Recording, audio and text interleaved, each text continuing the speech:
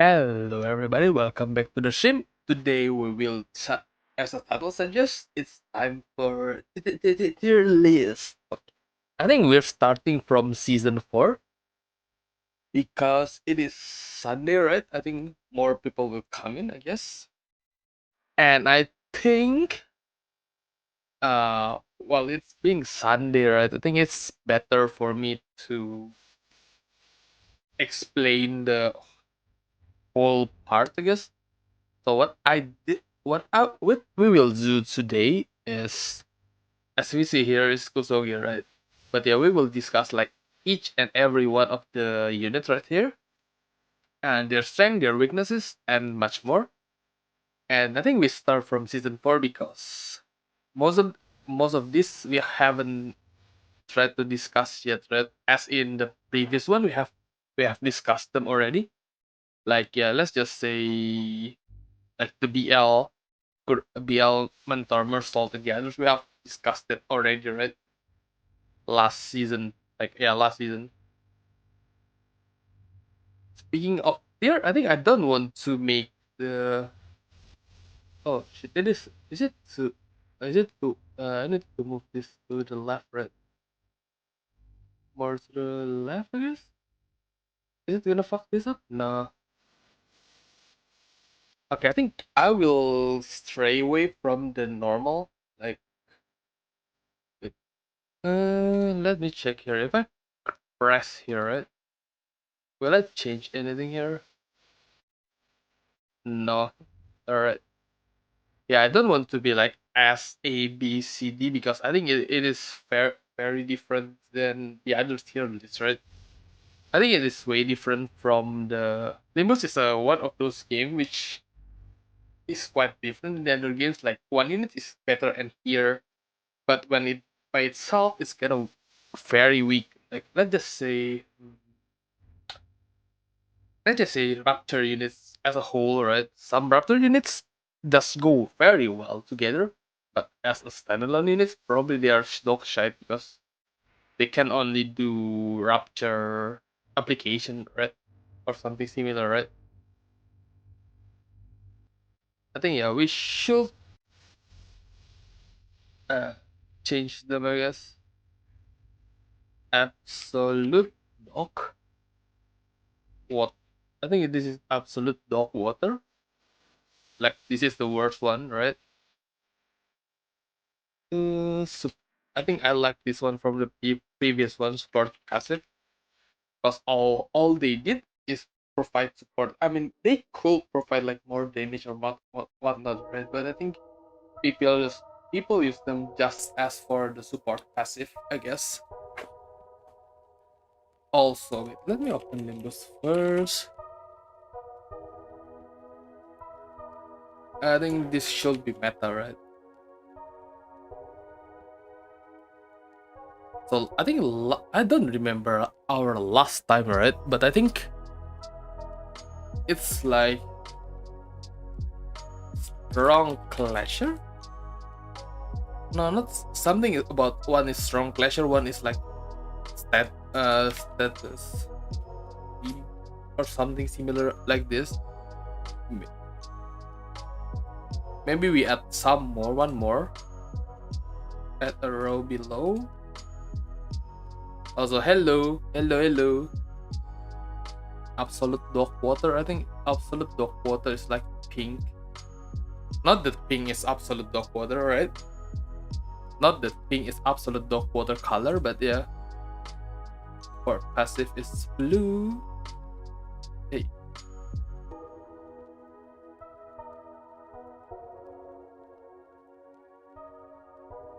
I think it's gonna be like which is like, yeah, it's good, but it is not good enough, right? I think. What more she will add? I think last season I did what you call it again? Potential man. But I think I don't want to add potential man anymore. Maybe add something like meh, I guess. At the row below.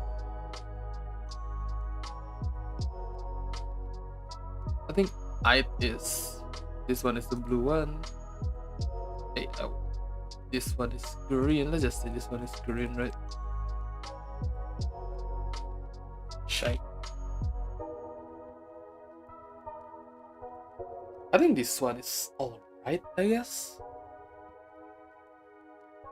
I don't want to be this like status team or strong clasher. I think this is still work in progress name for now. This one is still work in progress name for now. Work in progress name for now, but yeah, this one is support passive, right?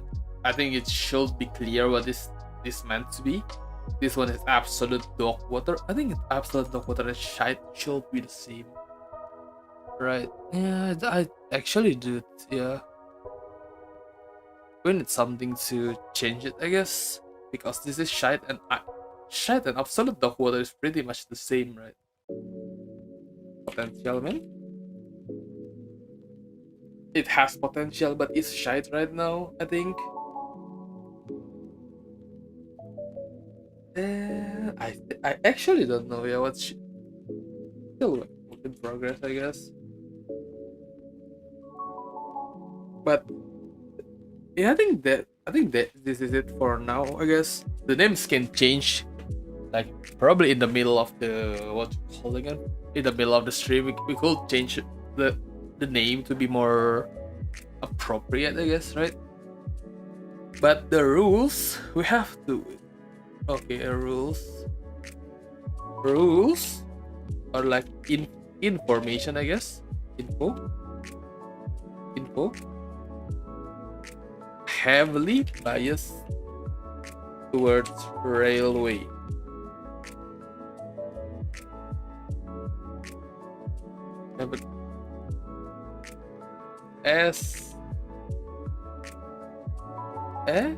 Especially low turn.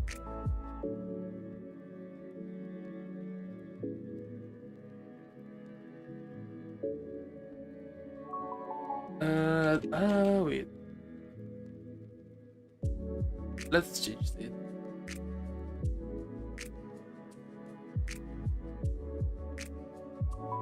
Is it like top nauseous there? Yeah, fuck you, sub goals. I ain't get there anytime soon, so yeah. Where are you? Fuck off.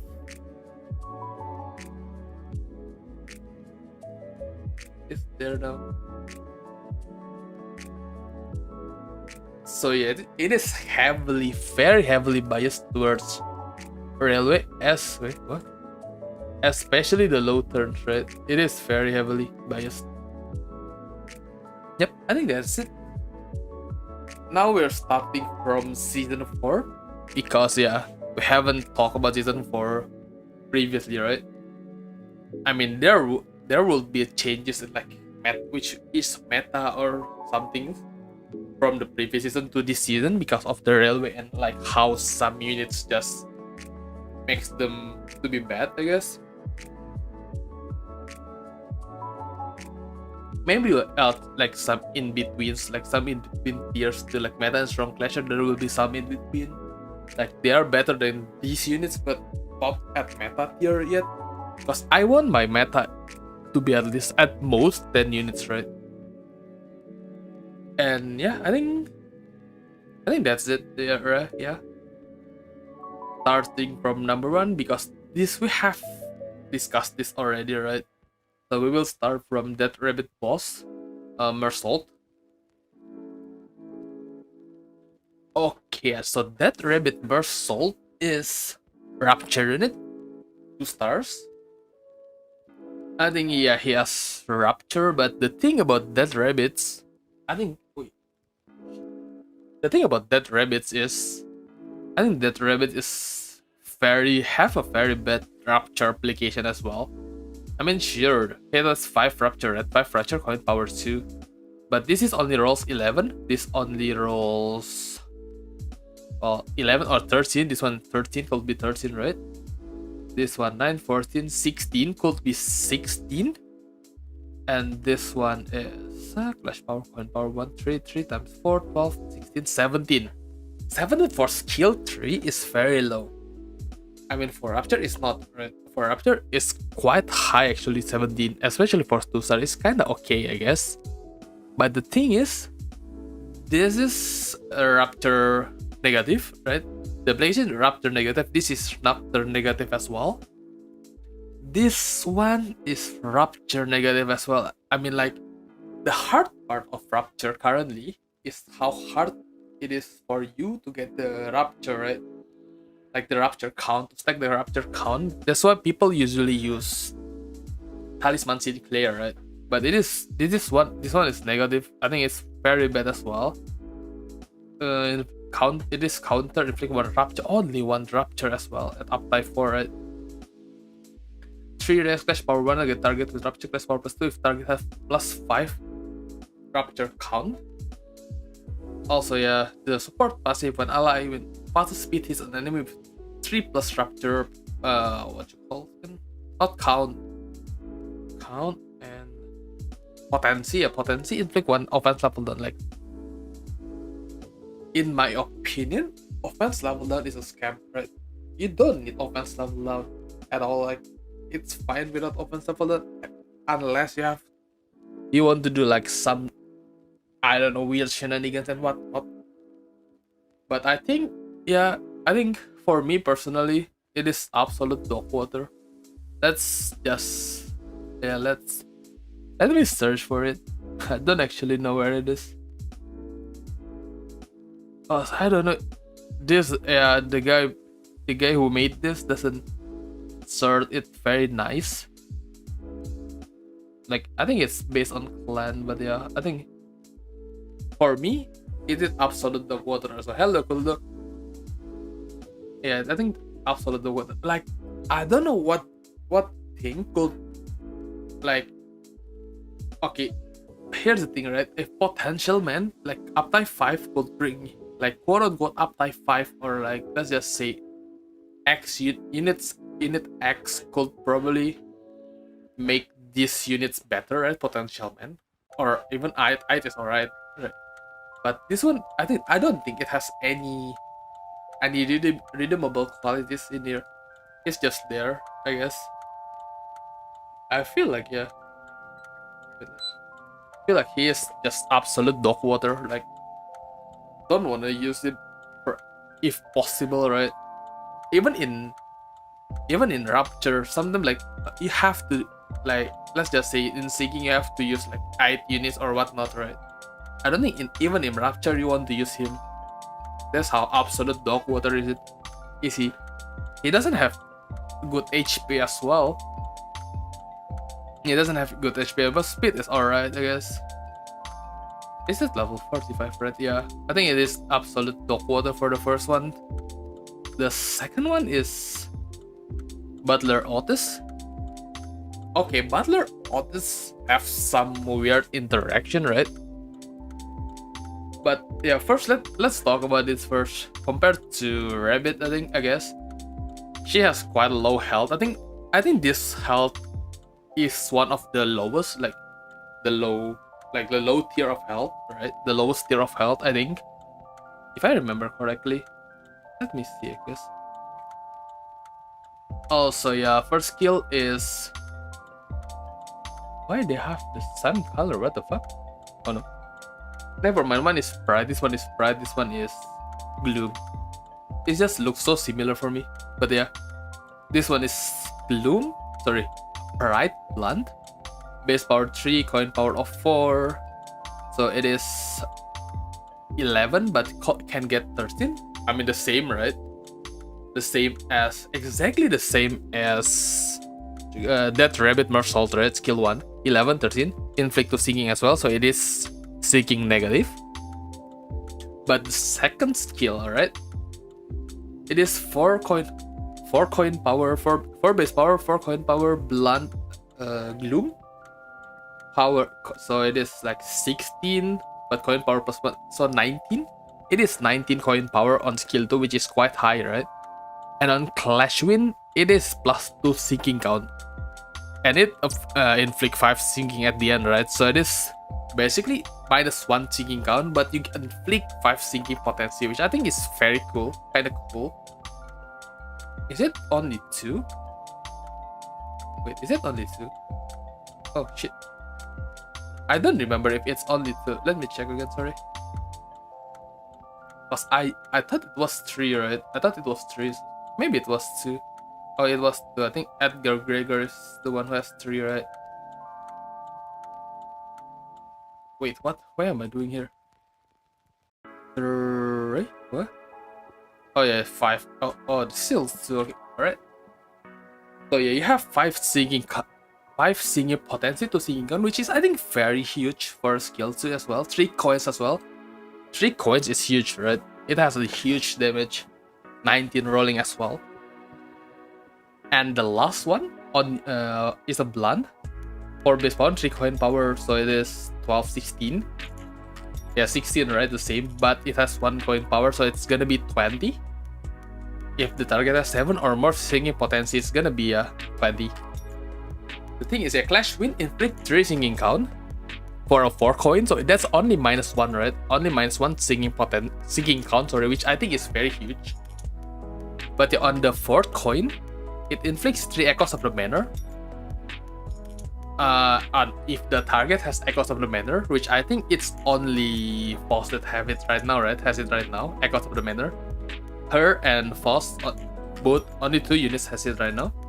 Inflict Gloom affinity damage equal to singing potency on target X Jersey. I don't know if this is max. I actually don't know if this is with the Gloom affinity damage or singing potency, 30 singing potency, but I assume this is 30 singing potency, right? But what is Echoes of the Manor? Echoes of Manor, I usually call it Wi-Fi House Manor, right? Because if you want to see the open image in new tab, you see this is like house with Wi-Fi, right? Wi-Fi house. So I usually call it Wi-Fi House Manor. It basically 50% chance to get 1 singing count every time there's a singing up. When you basically apply any sinking, whether it's potency or count, right? Only from Coin FX though, right? The others, I don't think you need to learn about it, but basically, like less chance to flip heads, like panics and whatnot. I think panics. When panics, it's spread around as well. But yeah, it's -1 every turn. I think -1 every turn, and it's not cumulative, so you cannot put like inflict like 6 echoes of the manor or whatnot. Yeah, just 3 if you use. Sorry, if you have 2 red from Faust. Faust has 2. If you hit with Faust the first turn, it will have 2 red, and with Outis, it will not be like 1, then 3, then 4, right? No, it's gonna be 3. So it's like, it's not additional, it's not cumulative. But I think there's a bug with this. I don't know which one is correct, right?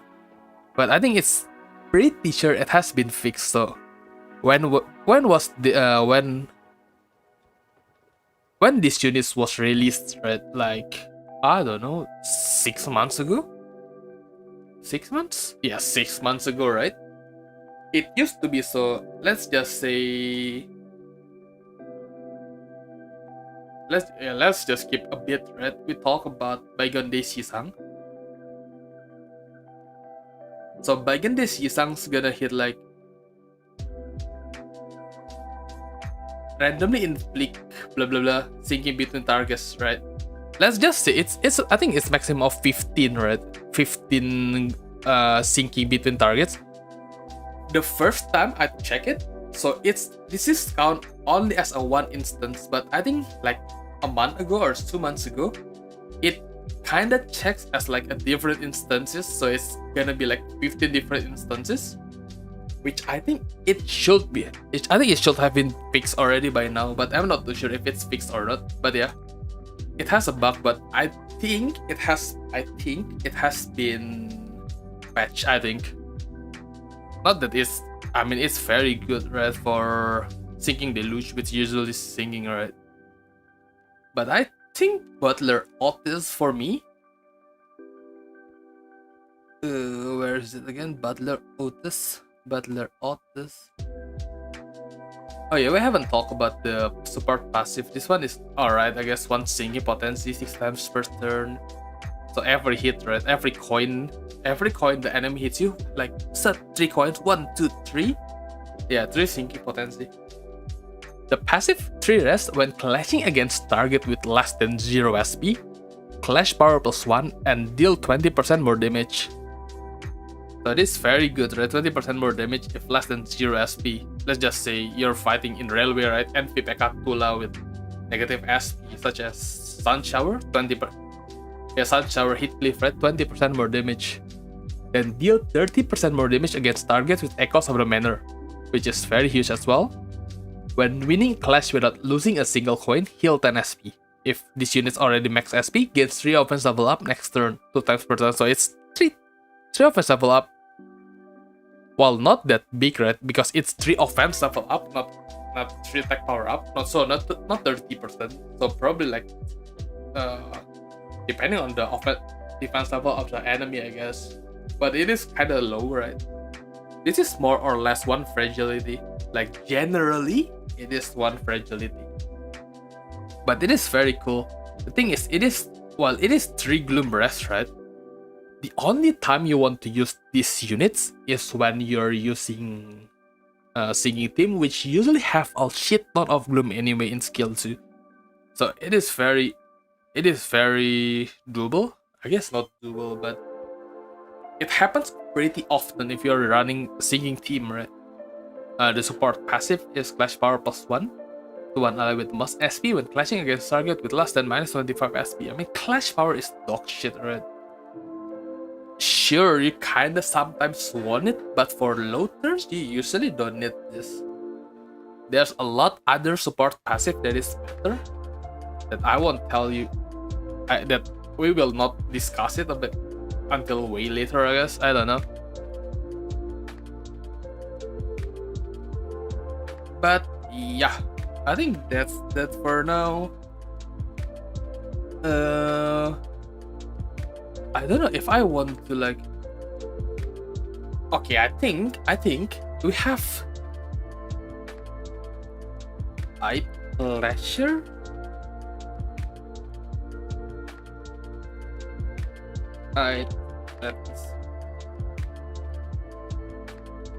So no potential man. Potential man is probably cause yeah, like this is definitely status team, right? Like definitely this is a status team contender because yeah, it's only applies singing, it's Gloom Resonance and whatnot. And I don't think I want to use this outside of singing team most of the time, right? I think it's gonna be because Echoes of the Manor is really good actually. So I think I want to put it on status team. But yeah, this needs to change. I don't know. These two needs to change. I think. But yeah, I think she's pretty fine in there. Right? Also yellow.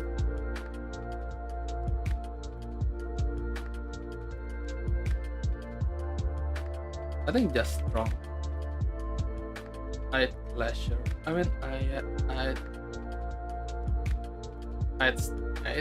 you can also Echoes by Bagan each, I believe. I think is it? Oh, well, I haven't exchanged Bagan Ishmael, right?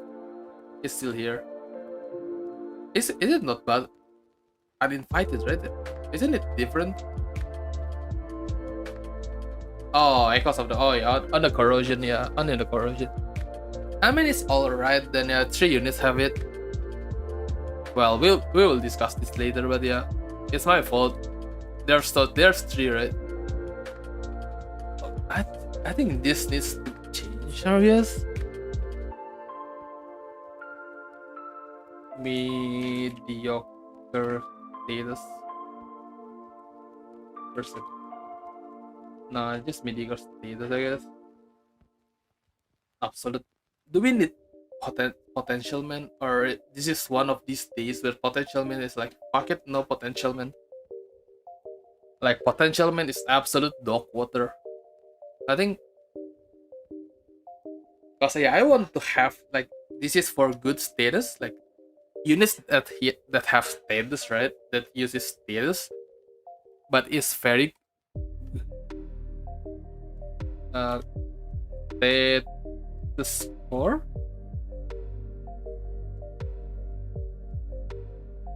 Yeah, I think so. Right? This is like the core of status team. Like just say syncing.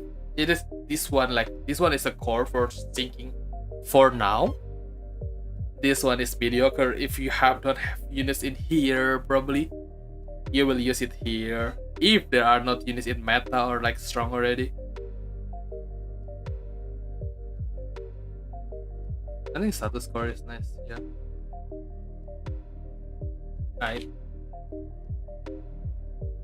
think yeah. I think mediocre status is okay. Yeah. Alright, moving on to the next one. Die. No, you die. No, just kidding. But yeah, the next one is Wuthering Heights Butler Faust.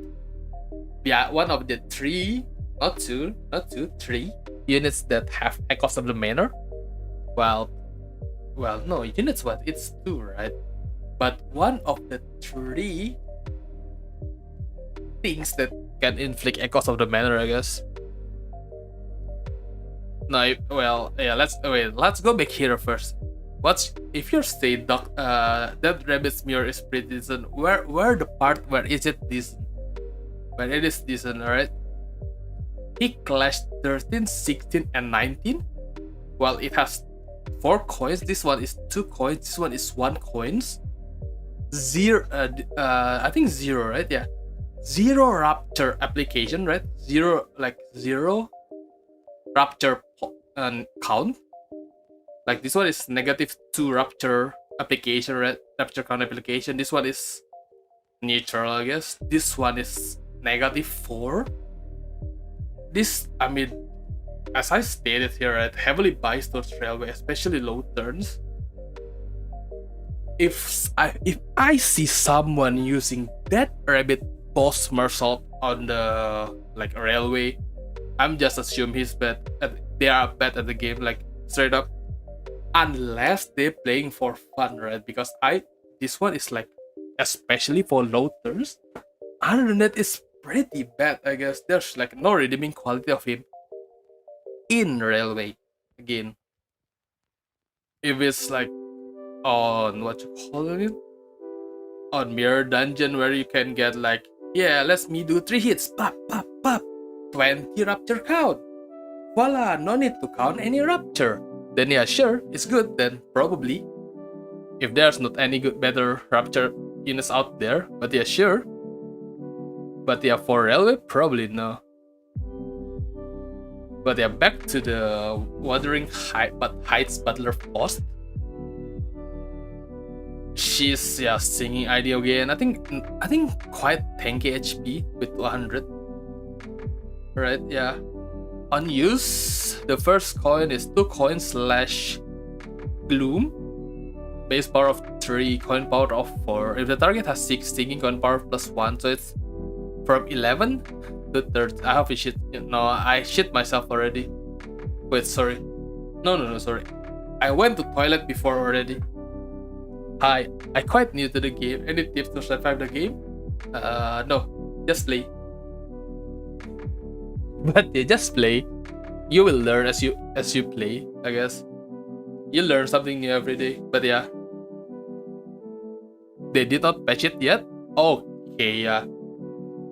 I think they should patch it already, right? Because I think this is very OP broken, I guess. Yeah, if you guys didn't notice, right, this ego right here. So this is randomly inflicts 6 plus gloom resonance type 1.5, right? Thinking between targets. So if you have 6 gloom resonance, as in all your units have gloom resonance, gloom skill, it will be 9 plus 6 is 15, right? 15 sinking between targets. If it's only one target and the target has Echoes of the Manor, it will hit like 15 times. Which I think is a problem because using this this basically, right, with the echoes of the manor is basically Ramsheng with half the cost, right? Half the cost, like half the hassle, and I guess it is way easier and way cheaper. If not for the fact that both of the Yisang ID is very good at singing, but we will discuss it later. Is it worth to like thread the ego in the early game? Probably no. It is usually ID then ego, but yeah, usually ID then ego. If you have ID already, good ID that you can play around, that you can beat story and mirror dungeon and probably railway, then you can go to the ego section usually, right? But yeah, Wuthering Heights. Okay, we're back to the Wuthering Heights Butler. Let's start from the start, I guess. Wuthering Heights Butler Faust is slash Gloom, 3 base power, 4 coin power, so it's 11. But 1 coin power, same as the others, right? I think it's quite the theme for this season already. If you have the status, coin power plus 1, so it's gonna be 13. On hit, inflict to sinking. Literally the same as other, which is sinking count negative, right? But her second skill, Blunt, Last, base power of 4, coin power of 5. If the target has 5 plus singing, clash power plus 1. If the target has 3 plus singing, count, coin power plus 1. So it could get to 17 clash power, 16 coin power at the end, right? Not coin power, 16 hit power, attacking power, I don't know. On hit, 3 singing count. So this is sinking count positive, but it doesn't give any sinking potency, right? Let's keep that in mind first. The skill tree, 4 coin, which usually is like not a way, like it's usually a sign that it will deal what a huge amount of damage, right? Because it's 4 coins, more power, yada yada. But it's 4 skill power to only 2 base power.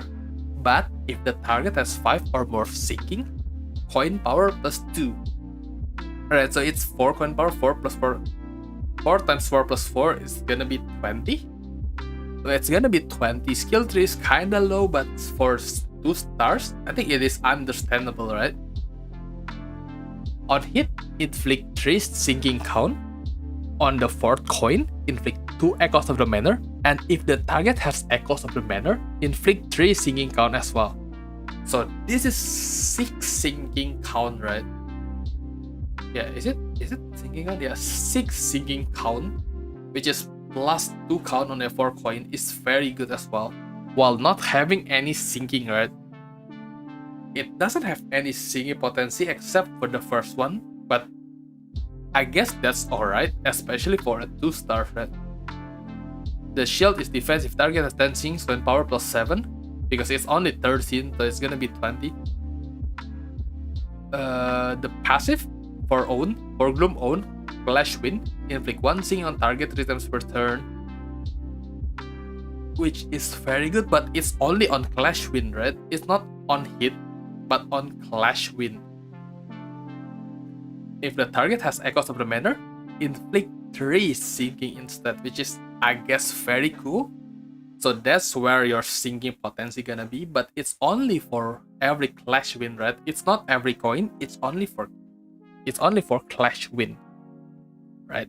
Support passive, when the ally with the least SP hits an enemy with 5 or more sinking potency, the ally heals 3 SP on hit 4 times per turn, which I think is fine, I guess, for you need to have SP heals, right? Also, if the word build the base ID, no, I don't think base ID aren't really that good. Yeah, you will just use your threats and ego shards. Yeah, you will just use your threats and shards for other units instead, which I think is for have more value, unless you really love that ID, then, right? Like, speaking from the efficiency point of view, it is not really generally not worth. She is definitely one of the best 2 stars. Yeah, I think she is one of the best 2 stars, right? Which is kind of the reason, right? Okay, so let's put her first here. Holy fuck, there's so much red. Let's put her first here, right? Wait, it's not final. Like, compared to the other sinking units, right? Which we haven't talked, but we will talk later. She is pretty mediocre, right? Cause there are many more units that is very good. But considering she is a 2 stars, I think I will put it on like status core, especially since usually you pair them up together and they pair up really nicely, right? Like this one inflicts, if you have mana, right, inflicts 3 sinking count, which is positive on the 4 coins. Meanwhile, where the fuck is meanwhile Outis deals like 30 sinking potency and yeah, deal 30 more damage and gloom affinity inflict the sinking potency, right? It's basically both of them are like buffing each other up, which I think is very cool. So I think it's for a 2 stars. If this is a 3 stars, probably mediocre, right? But with Butler Outis and with like Echoes of the Manor, right? With both of them together, I think both of them needs to be a status core. Kinda core, but especially since she is a 2 star, right? If she's a 3 stars with that mount like that, with these clashes and whatnot, probably it's gonna be high or mediocre status even. But because she is a 2 star, it's basically quote unquote budget build that you can use. It is usable as well on the low turns, like not really low, like very low, like the current record 30 turn low, right? But if you want to be 50 turns or like 40, 46, 40, 51, 50, 59, 60, she's definitely very much usable. Until we get this start singing for she's the mainstay, yeah. Yep. Also, okay, do we talk about egos right now?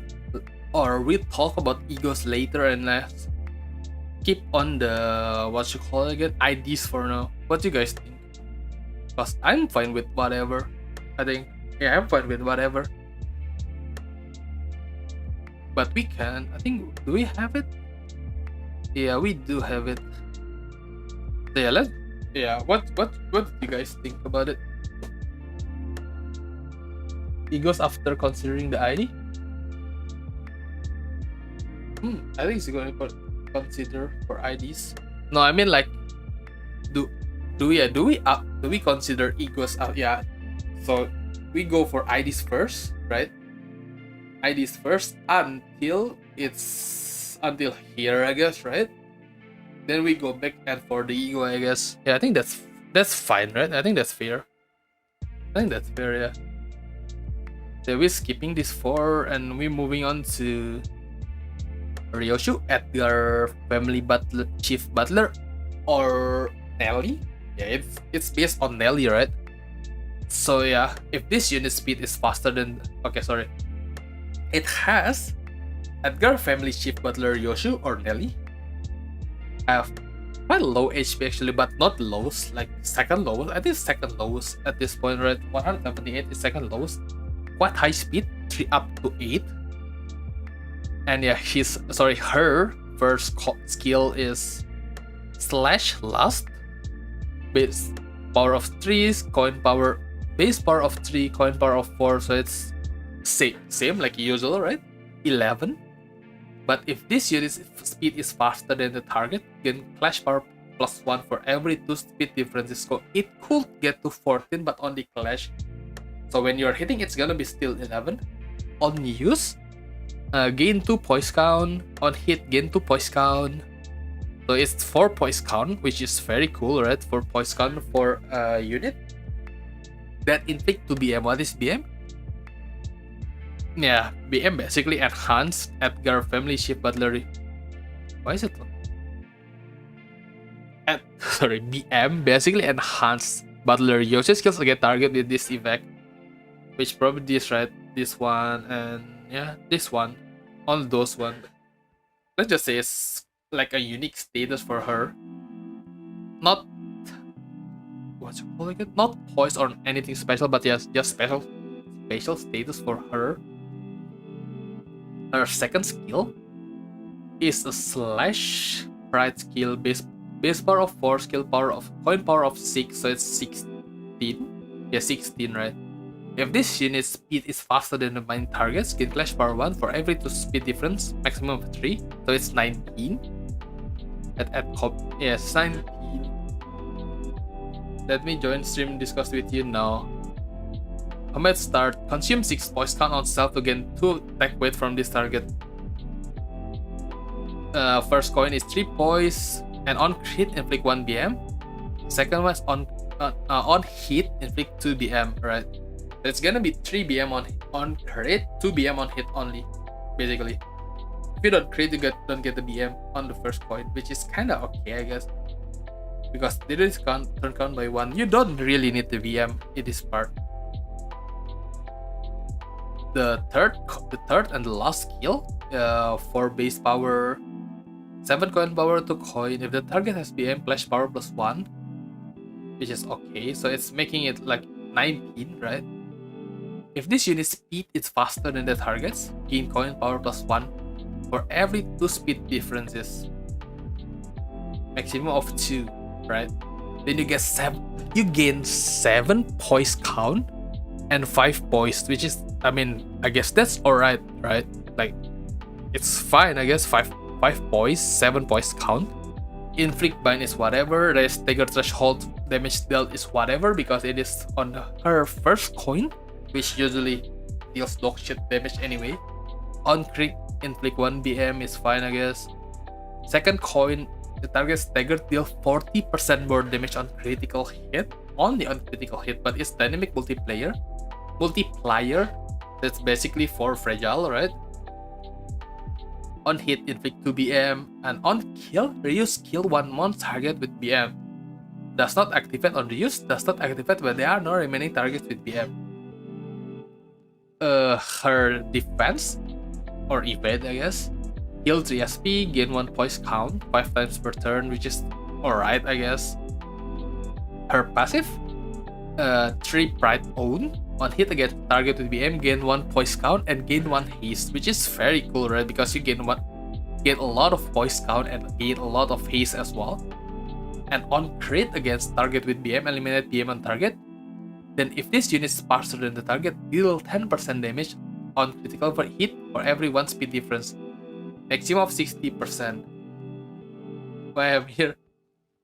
I have no idea what's on the screen. I don't know either, Brent. But yeah, her support passive in when the ally was deployed last win a clash, gain plus 1 poise count 3 times per turn and gain 1 haste next turn, once per turn. My opinion about these units, right? I think while she's nice, right, that she has AoE EU. Sorry, not AoE, but she has AoE on her skill too. And she has basically what you call mutilate, like Think Tank Honglu mutilate, right? But it has to have Shank. Sorry, it has to have what you call it again? The BM to reuse, and it's on the second coin as well. I think it's like way worse Think Tank Honglu, but has a lot more damage and AoE. Connected to LED, which works fully from the start. Yeah. I mean, it's not too late. It's like 46 minutes actually. But yeah, I think it is like for these units, right, as a whole, I think she's like one of the more selfish units that doesn't need any friends, right? Doesn't need any friends to pop off.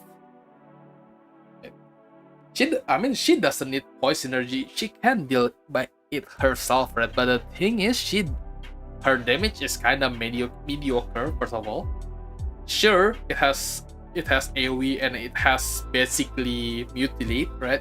Think Tank Honglu mutilate on her third skill. But for me, she doesn't need on a poise team. She can deal by herself, right? But the thing is, her damage just isn't cut it, I guess. Her damage compared to like other Ryoshu we have, let's just can we check like other Yoshi we have? No. Give a second here. Sinner Yoshi, right? What? Oh. With the other Yoshi that we have currently so far. Wait, what? What? Oh yeah, with the current so far, I think it is very mediocre at best. But for Mirror Dungeon, I think she is very good for Mirror Dungeon, especially in a poise team because you have Lucky Pouch and Lucky Pouch is OP as always. Lucky Pouch and the Tier 4 Bleed is OP, like one of the two OP. One of the three, I guess, OP because the Burn is OP as well. Very OP, the Burn actually. But yeah, for Mirror Dungeon, for story, maybe she's great, right? But for like railway, especially low turns, like I did railway with her, right? Let me check if I actually did it on this account or not, or I fuck off midway. Let me see. Let me see. I think I'm pretty sure I use it here. Can I check it? Yeah, I use it here and see 22 turns because let's be real, this unit is not fucking stupid. This unit is stupid because it doesn't have damage, but she is really fun in Mirror Dungeon. I think she can deal like 500 damage or more in Mirror Dungeons, but not in Railway, which I think I was enticed, I guess, with her in Mirror. Like, how good is she in Mirror Dungeon? That I was considering her as like strong or meta back then, like generally, right? But I think it's if this is general tier list, I will put it on strong. Oh shit, that's true. Oops. Can I? What the fuck is this? Help! I hate Windows 11. I hate Windows 11. Windows 11 has so many of those bullshit things. But yeah, I think Edgar Family Chef, Butler Yoshi, or Nelly is just eyed at best on Railway. If it is on what you calling it? On like Mirror Dungeon or General Story Mirror Dungeon or anything else, probably strong. But outside of that, it's all eyed. It's only eyed, I guess. Not that great. Not that great, not that bad.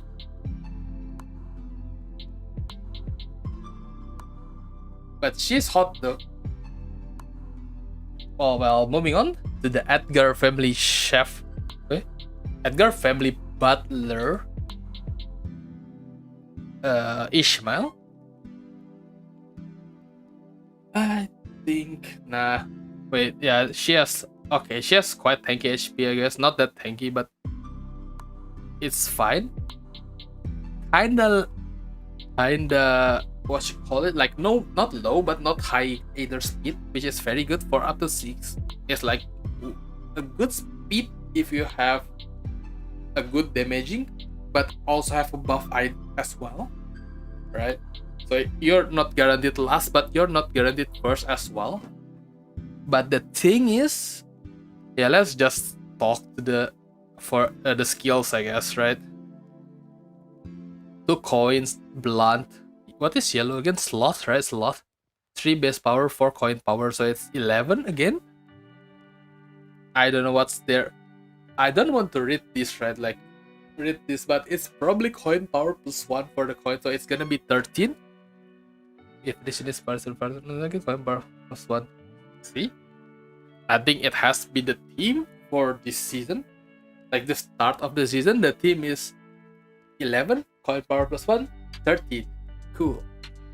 On use, gain 2 poise count. On hit, gain 2 poise. On hit, inflict 2 singing. On crit, gain 1 haste next turn. Which I think it's alright, I guess. But is that actually better than Nelly?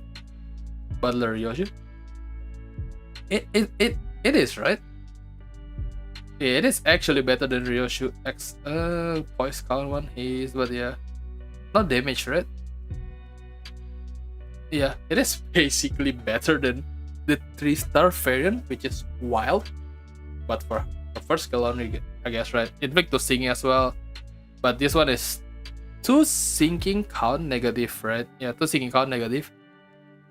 Her second skill, 4 base power, 5 coin power, 2 coins / gluttony. So it's 14. If this unit is farther than the target, coin power plus 1, so it's gonna be 16. Yeah, 16. On use, gain 2 poise count. Clashmin, gain 2 poise. Gain haste, bind, defense level down, sinking. Alright. Her third skill, 3 coins / gloom.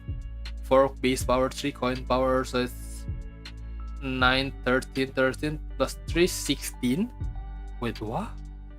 Is it kind of low, no? 16 is kind of low, no? Yeah, 16, yeah. Gain 6 poise, inflicted sinking count, 4 sinking basically, and 1 / fragility next turn, and 2 bind. Defense is evade. On evade, heal 5 SP once per turn. And the passive is if this unit's critically hits against target with slower speed than these units, inflict 1 additional potency for negative effect with its skills. Oh, so let's 3 times per turn as well. The support passive, when one ally with the fastest speed attacks a target with sinking, deal 1% more damage for everyone sinking, maximum 20%. Ooh. This is kinda nice, no? Oh, this is actually kinda nice, no, for support passive. Okay, let's just say this, right? Let's just say this passive, her own combat passive meant that if you create, let's just say on the third coin, instead of 2 sinking, it's gonna be 3 sinking, 3 bind, I guess.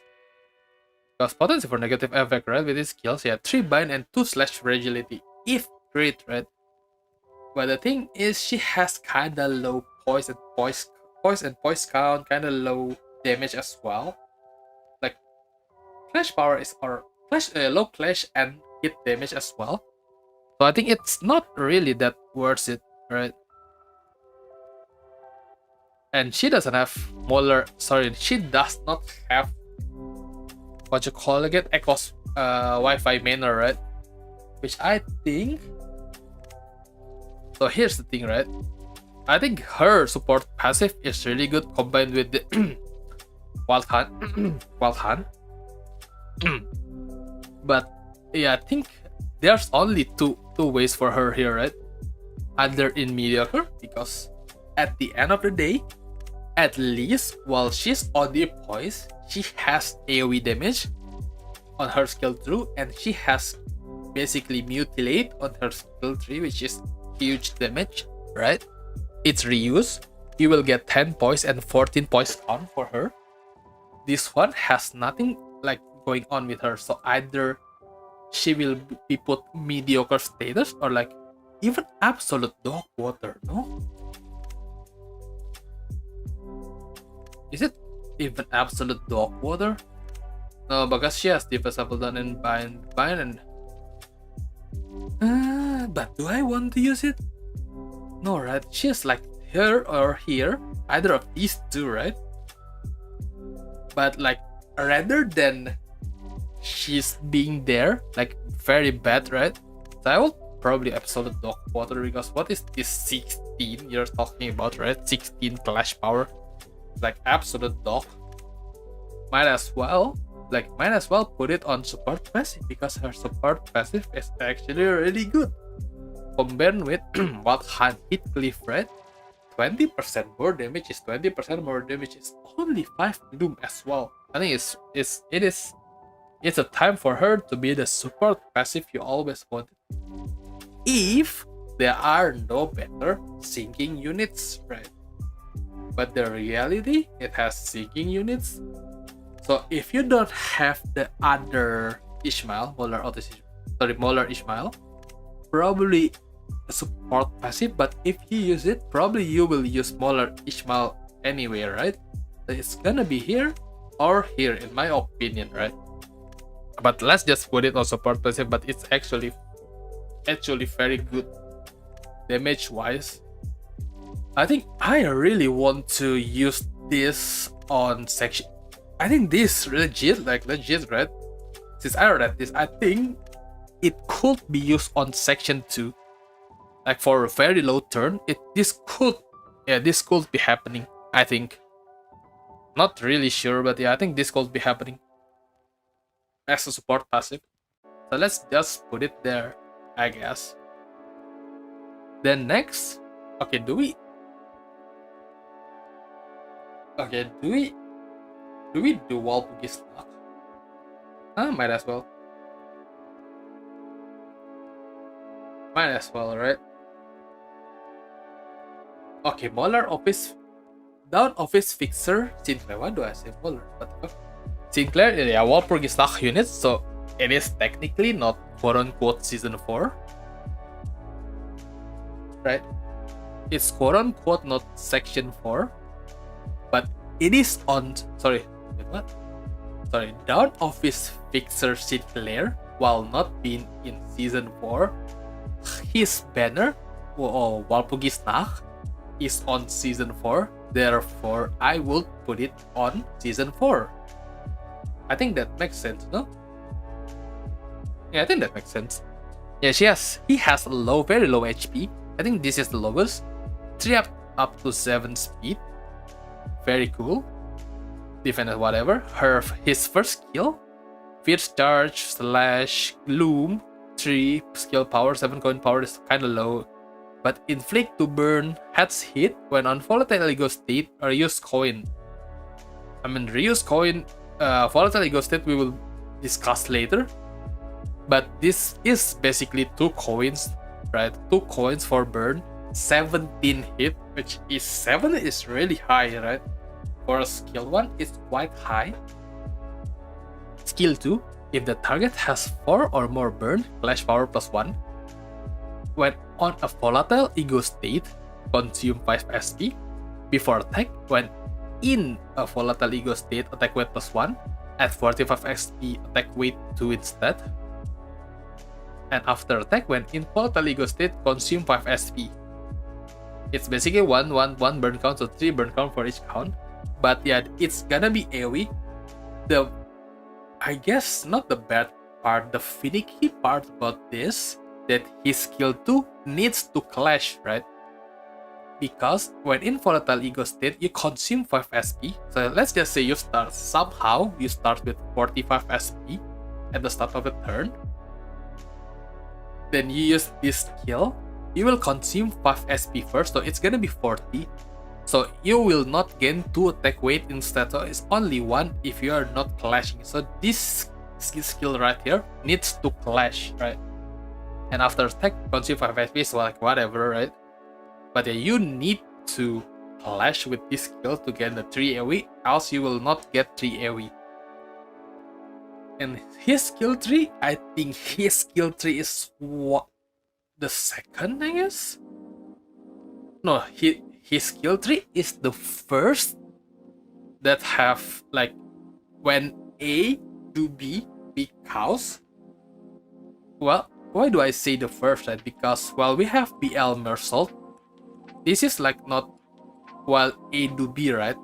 This is like, if you lose, go to claim their bones instead, which is a defense skill. This one, when in the volatile ego state, when you're in a volatile ego state, you activate this skill instead, which is basically the same but different, right? Yeah, basically the same but different, like, yeah, same thing, different stuff.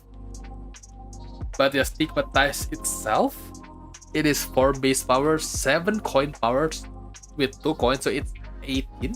Coin power +1 for every 7 burn on target, so max 2, so it's gonna be 9, 18, 22 skill 2. Sorry, 22 for skill 3. When in volatile ego state, activating second sex, which is skill 4, which we will talk later. Clash win, heal 10 SP, clash lose 10 SP. I think it's normal. On hit, inflict 3 burn, on hit, inflict 3 burn, right? Now the Blazing Strike, while it's only 1 coin, the base power is 13 and 15 coin power, and coin power +2 for every 4 some of the burn potential on all enemies. So if you have like 6 enemies and each of them have 5, that's 30 burn potential, right? And I think this is 8 coin power. Pretty sure this is 8 coin power. Yeah, 8 coin power, so it's 38 rolling. Pretty sure. I might be wrong, I might be dumb, but I'm pretty sure that is 38. Clash win heal of 10 SP, clash lose heal 30 SP. Yeah, I mean, if you lose with 30 at clashing power, you might as well lose, no? At 10% or more, deal 10% or more damage for every wet resonance, maximum of 60%. So if you have 6 if you have 6 red resonance, you will deal 60 more percent. But if you are at 4 or more highest red absolute resonance, deal 20% more damage for every red resonance instead. So 120% damage if you have 6 absolute resonance. After attack, lose 15 SP. I think it's fine. Deal 4% more damage for every 1 burn on target, max 120%. So it's gonna be 30 burn for max damage. On hit, if the target has 10 or more burn, inflict 2 burn against number of highest resonance random enemies. If the boss resonance with red resonance, inflict plus 1 burn count as well. Yeah, probably just more burn and burn count basically. On hit, inflict 10 burn. Randomly inflict burn potency to the defeated target. Blah, blah, blah. Basically, so it's basically burn, and burn, right? Defense when in volatile ego state, base power plus 1 for every 2 burns on target, maximum of 20. That's gonna be 40 defense, which is quite high. But the thing is, who in the right mind will use defense, right? Is passive, combat passive. He has 2, right? 5 own, right?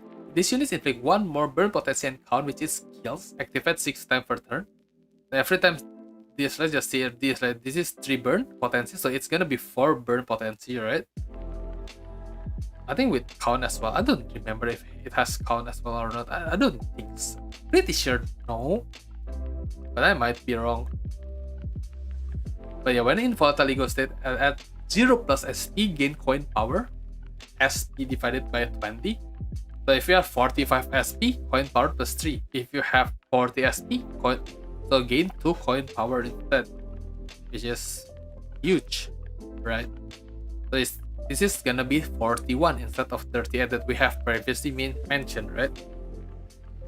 A turn start. So if you have 40 or more SP, you will consume 20 SP to enter the volatile ego action pinion state, or this thing right here, right? Where the fuck is volatile ego state? It's basically the same, right?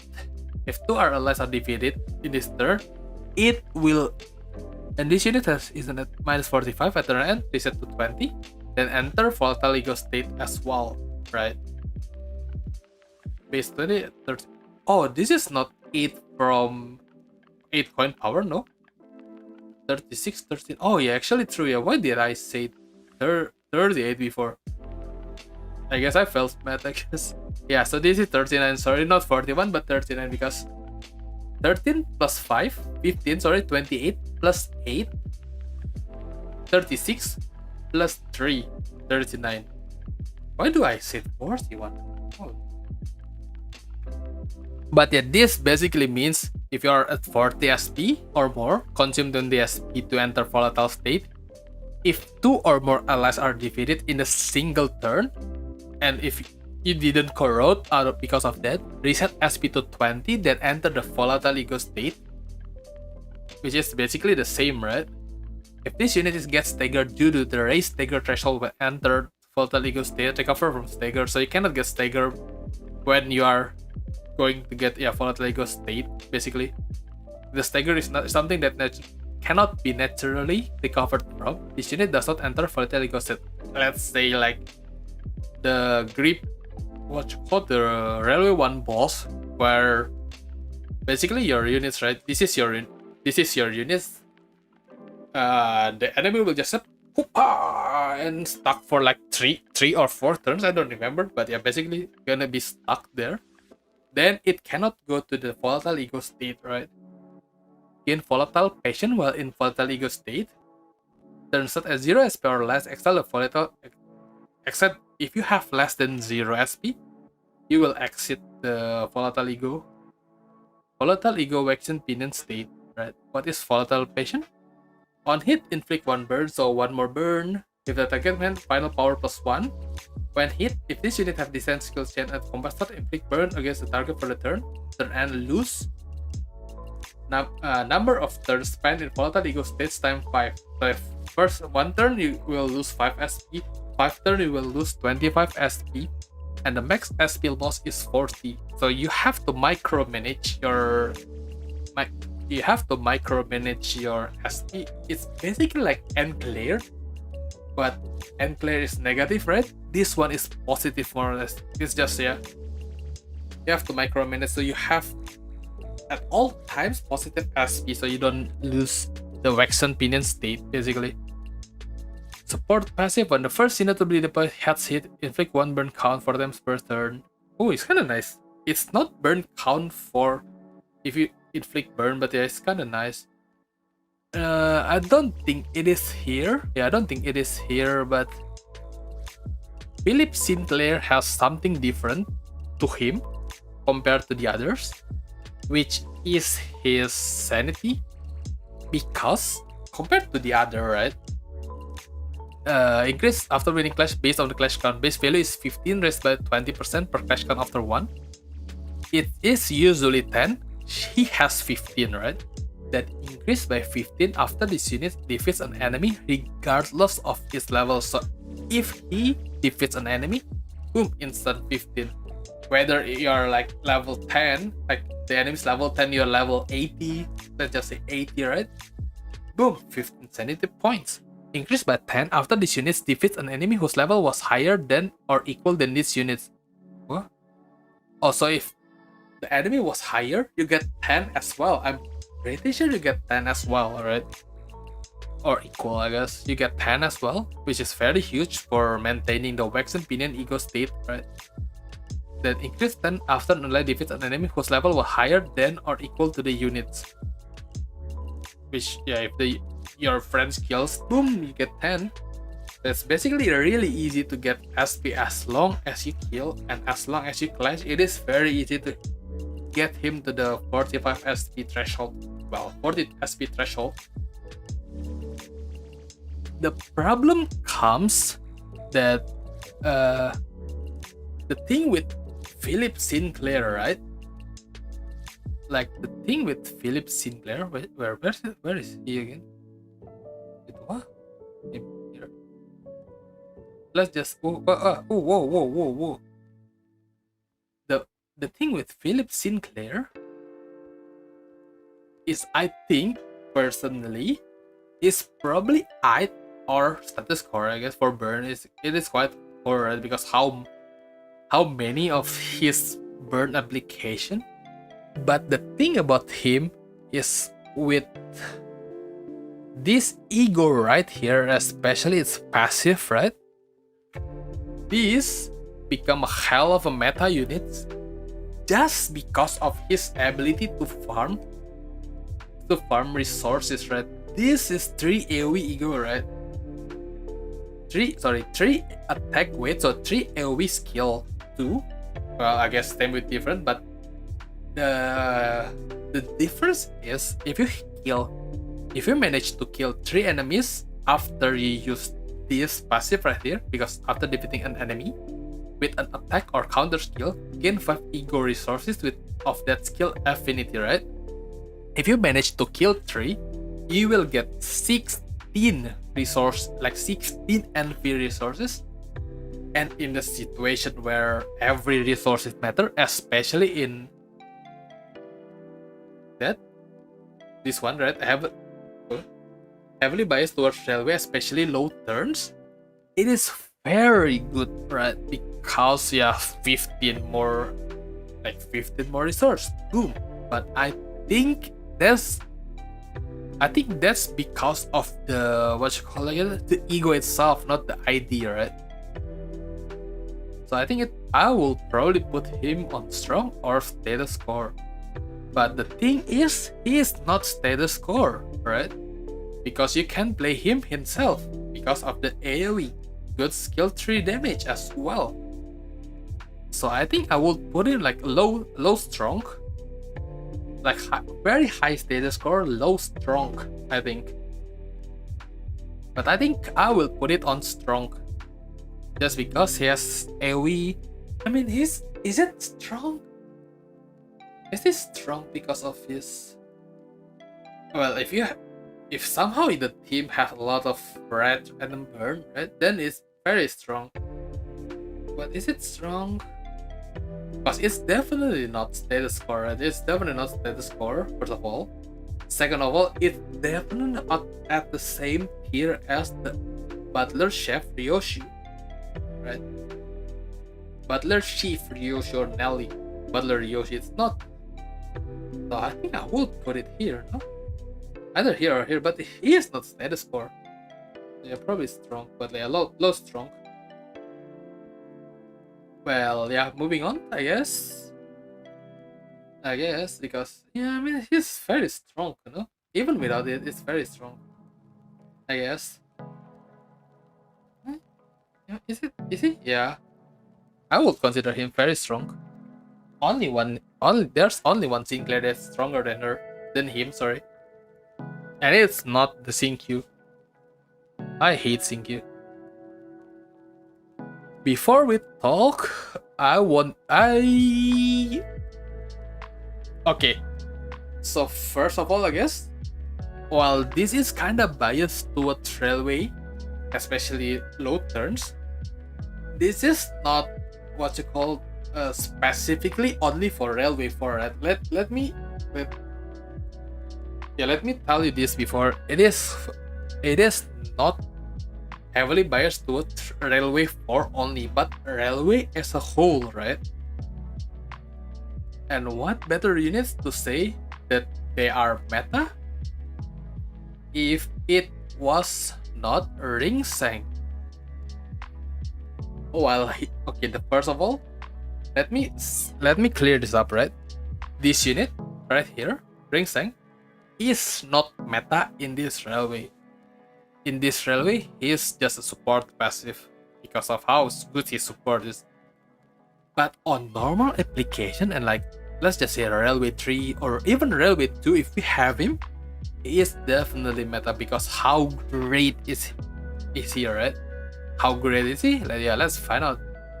He is the second lowest HP pool, 3 up to 7 speed, which is kinda nice. I kinda don't like 3 up to 7. If I personally like if he is like 2 up to 6 or something kinda slow. The reason being, yeah, the skills later we will discuss it, I guess. Okay, skill 1, 2 Swiss power, 3 coin power, 3 coin, Pierce and Gloom. If the target 6 bleed flash power plus 1, so it's gonna be 12 instead of 13. Kinda different. We like differences, right? We like differences. Heads hit. The second coin, heads hit inflict 2 count for one of following effect. Burn, bleed, tremor, rupture, or sinking. Effect selected at random. On the third coin, inflict 2 bleed. I don't know if it's okay. It's on here, so I will not talk about it first. But yeah, his second skill, Sanguine Pointillism, is the place where he shines basically, right? Because while it has 8 base power and 8 coin power, flash power plus 1 for every 3 bleed on the target plus 1, so it's from 16 to 18, and coin power plus 1 for every 3 bleed count on the target, maximum of 2. So if you have somehow 6 bleed count on the target, right, it's gonna be 8 plus 10, so 18, 28, and 38. But it is very hard to do, so it's usually just 16, 24, and 32, right? Even 32 is really high for skill 2, no? 3 coins, 32. How do we reuse it? First coin on hit, 40% reuse coin, 20% more chance to reuse coin for every type of negative effect in the target, 2 times max per skill. Then you inflict 1 bleed count and inflict 3 count for one of the following effects: bleed, burn, tremor, rupture, and sinking effect selected at random. The thing is, if you somehow manage to reuse the coin, you're basically guaranteed, you're quote unquote basically guaranteed for you to have 3 coins, right? Because yeah, let's just say you have only bleed, right? So if you have only bleed, right, then let's just say you get burned from 60%, you went to 80%, then 100%. So it's kind of guaranteed as unless you're really unlucky, I guess. But you're really guaranteed, and the damage is really high as well. This is a once not to be scoused off, I guess. This was one of the meta core units for the railway tree. The only reason why it's bad on railway, right, is because the enemies, I guess. Like section 1, look at this: inefficient, ender, inefficient, ender, inefficient. It's basically very hard to do unless you unless you stagger the enemies first, which at that point you might as well use other units because he's kind of fast, right? But you still can, but it's not like really recommended, I guess, because especially for bosses, right? Then like section 2 is like inefficient, normal, inefficient. Well, this one is fail. Well, this is section 3, sorry. But while it's kind of weak, I guess, yeah, it's kind of, this can be used here, I guess. I used ring sank here if I want to be low turns, but not like speedrun, because speedrun there's another team, right? Like a fixed team for it. But yeah, it can be used here, but only here, right? Which is kind of, yeah, whatever, I guess. Section 4, then the section 4 is the normal, and I think the key to nerf some of the quote-unquote meta units like back into Railway 3 or 2 is basically this, like Pierce, inefficient, boom, your team is dead. Basically all teamers are dead, basically, right? You see this ender, and normal, it's available, but only one, right? Only one or two, which you could just use ego instead, right? So yeah, it's kind of get quote unquote nerfed by the game itself, right? Because yeah, Pierce, haha, inefficient, you cannot use ring sank, haha. But in all honesty, I think he is very good, right? Well, moving on to his skill tree. 4 coins. Okay, 4 coins, 3 base power, 3 coin power, clash power +1 for every 3 bleed on the target, maximum of 2, and coin power +1 for every 3 bleed count on target, maximum of 2. So 2 coin power, so it's gonna be 5, 23, 25, right? 25 clashing power, 23 attack power. On the second coin, inflict 1 bleed count. If the target has 3 or more types of negative effects, inflict 2 additional bleed count. Very good bleed count, I guess. Inflict bleed count for one of the following effects. The third hit is same as well, but instead of bleed count, this is only bleed potency. Both of them are bleed potency as well, instead of bleed count. Then inflict 2 potency for all the following effects the same, effects selected at random. The fourth coin, deal 25% more damage for every type of negative effect on target, maximum 125%. Then after attack, if target or defeated, inflict 2 potency for one of the following effects on 2 enemy with the least type of negative effects. Basically, it's like Corona, where you hit enemy and it spread, basically, right? The thing is, this unit skill 3 damage is quite high as well, right? It's not like, oh shit, his skill 2 is very good. But yeah, his skill 3 is actually very good as well. It's actually huge damage as well, while not comparable to skill 2, obviously. But it is very good as well, right? The bleed count, I guess, I mean, it is quite nice, but at the end, like with our current meta, right? With our current meta, bleed is not good because of the unit, right?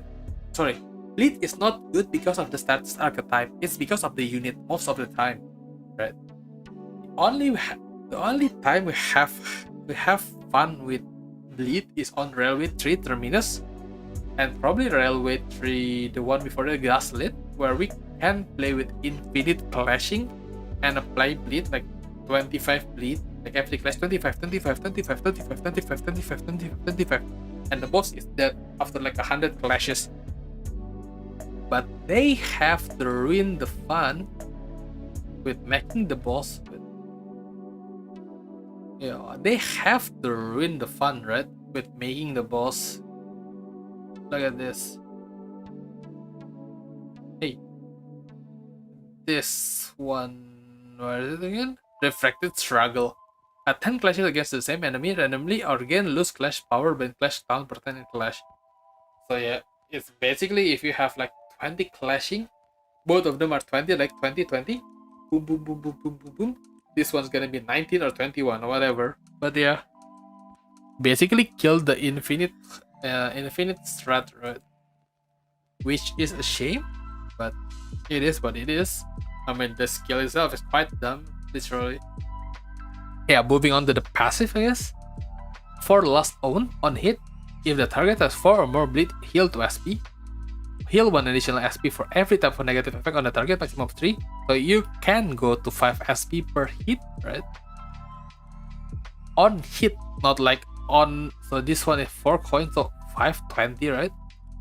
But it's only maximum 4 times per turn, right? If this unit's SP as mech, gain 2 offense level up. Next turn, when this unit heal SP with this effect, yeah, you will get 2 offense level up, which is, yeah, I mean, it's damage, right? And the other passive, well, this is passive. I think this one is more of the nerf, I guess. Not really nerf, but yeah. This identity only count as bleed, right? Because at one point, I think for 1 week or 2, I don't remember, this count as basically 5 units, right? Because you can apply burn, you can apply bleed, tremor, rapture, or sinking. The game decided to, oh yeah, then if he can apply burn, then he is a burn unit. Yeah, like logic, good. But yeah, it's not. It's gonna be bleed because it's very OP.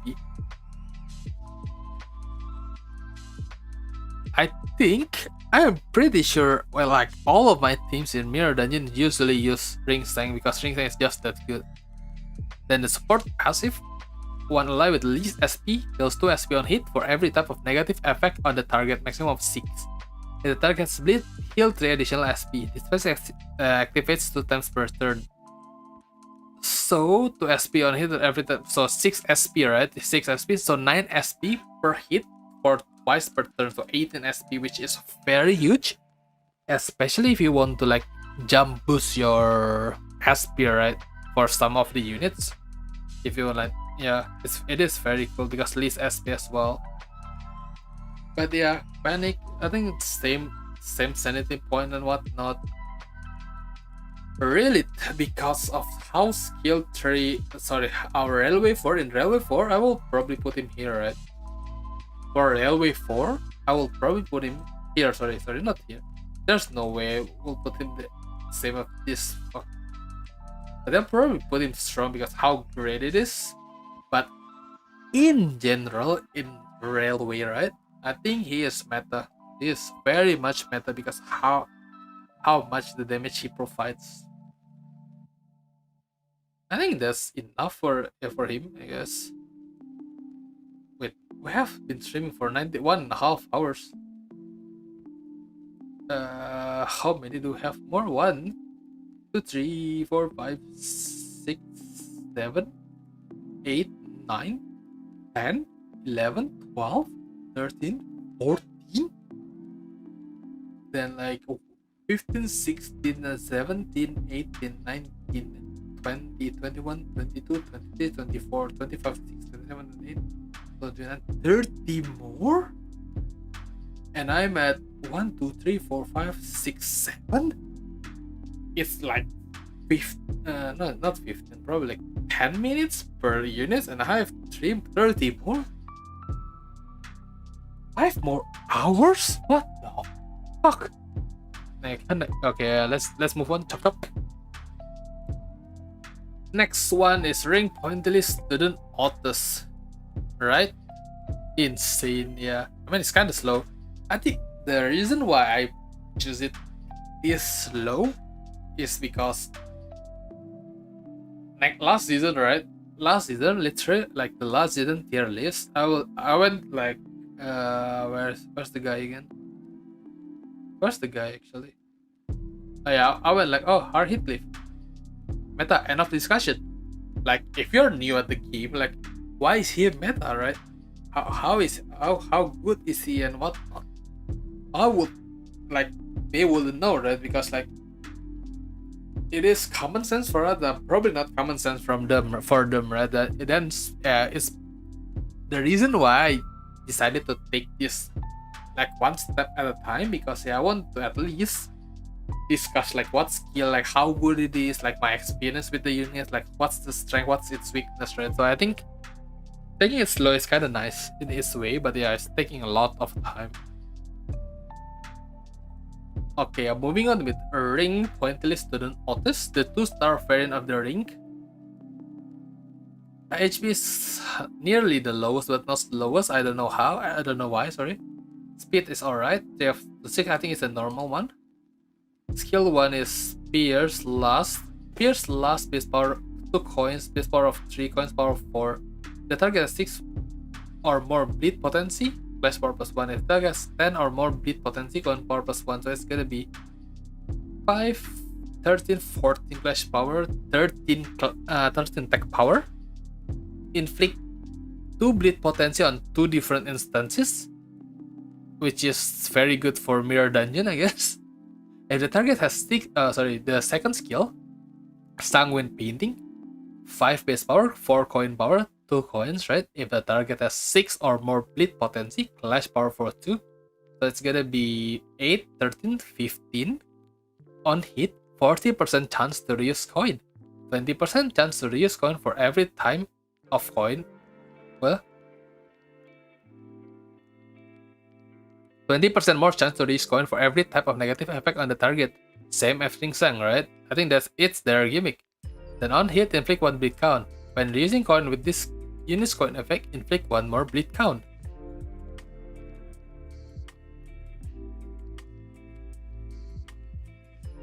But I forgot is that for. Okay, this is 4 coins, right? I think. Pretty sure this is 4 coins, right? If their wording are the same, right? Yeah, the wording are the same. I nearly forget, like, is it 4 coins? Yeah, this is 4 coins, so it's gonna be 8. Yeah. 8, 13, then 8, 21, 23 clash power, 21 hit power, which is very cool for skill 2. 4 coins as well, it is really huge. For a skill 2, 2-star, really huge. If the target has 6 or more speed, coin power, sorry. Holy fuck. The skill 3, 4 base power, 6 coin power to coin, Pierce Gluttony. If the target has 6 or more bleed, coin power plus 1. Deal 12.5% more damage for every type of negative effect on the target, maximum of 50%. But the thing is, it's very low, right? This is only 7, 14, 18 clash power, 18 power. So I think 18 power is kind of low as well. With 50% does not really matter, I guess, right? Because it's only 15% and it's only 18, so it's, at most it's gonna be like 7, 11, 29 times 15% is like 43, 44 damage, right? Which is not really high, right? When you supply one has next turn to 2 or less adjacent to these units on the dashboard. Kinda nice. On hit, 3 bleed, inflict potency for one. Inflict 3 potency for one of the following effect. The burn, bleed, tremor, rupture, or sinking. The effects are random. After attack, if the target is staggered defeated, apply 1 pierce damage up next to one other ally with highest SP. The affected ally is a member of the ring, please apply 1 pierce power up as well. So basically, if the highest SP is ring sing, pierce damage up, pierce power up. I think which is very cool, kind of cool support, right? The passive for own combat starts inflict 2 potency for one of the following effects on two enemy with the least type of negative effect. Burn, bleed, tremor after a sinking effect targeted at random. Or yeah, it focus on counterparts, so yeah.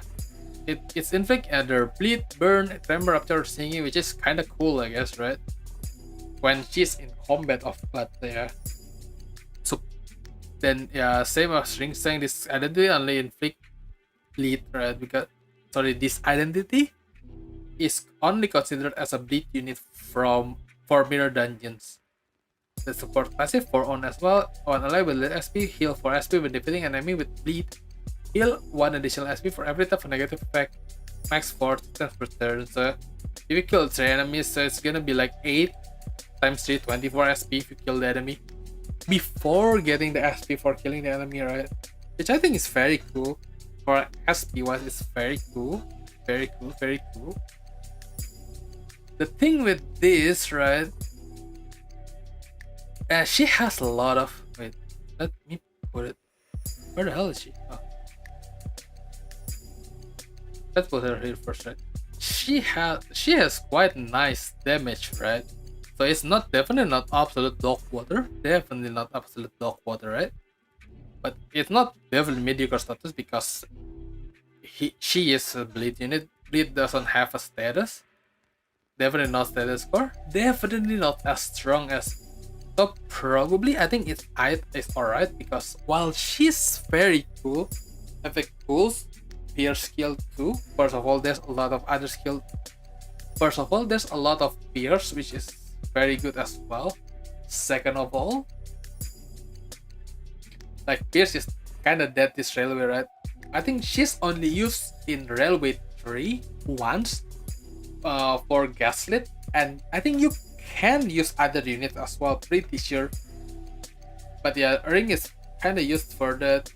It's not kind of that bad, but it's not really that strong of status core. I personally, because of she's a 2 star, right? I will put it on top of her because of how she's a 2 star and deal quite a lot of damage and good support passive as well. She will be support passive too, by the way. But yeah, it's alright. Yeah, she's alright. At the end of the day, she's good damage, good buff, but not enough. Usually, most of the time, it's not enough. There's other alternatives. Then, yeah, moving on to the.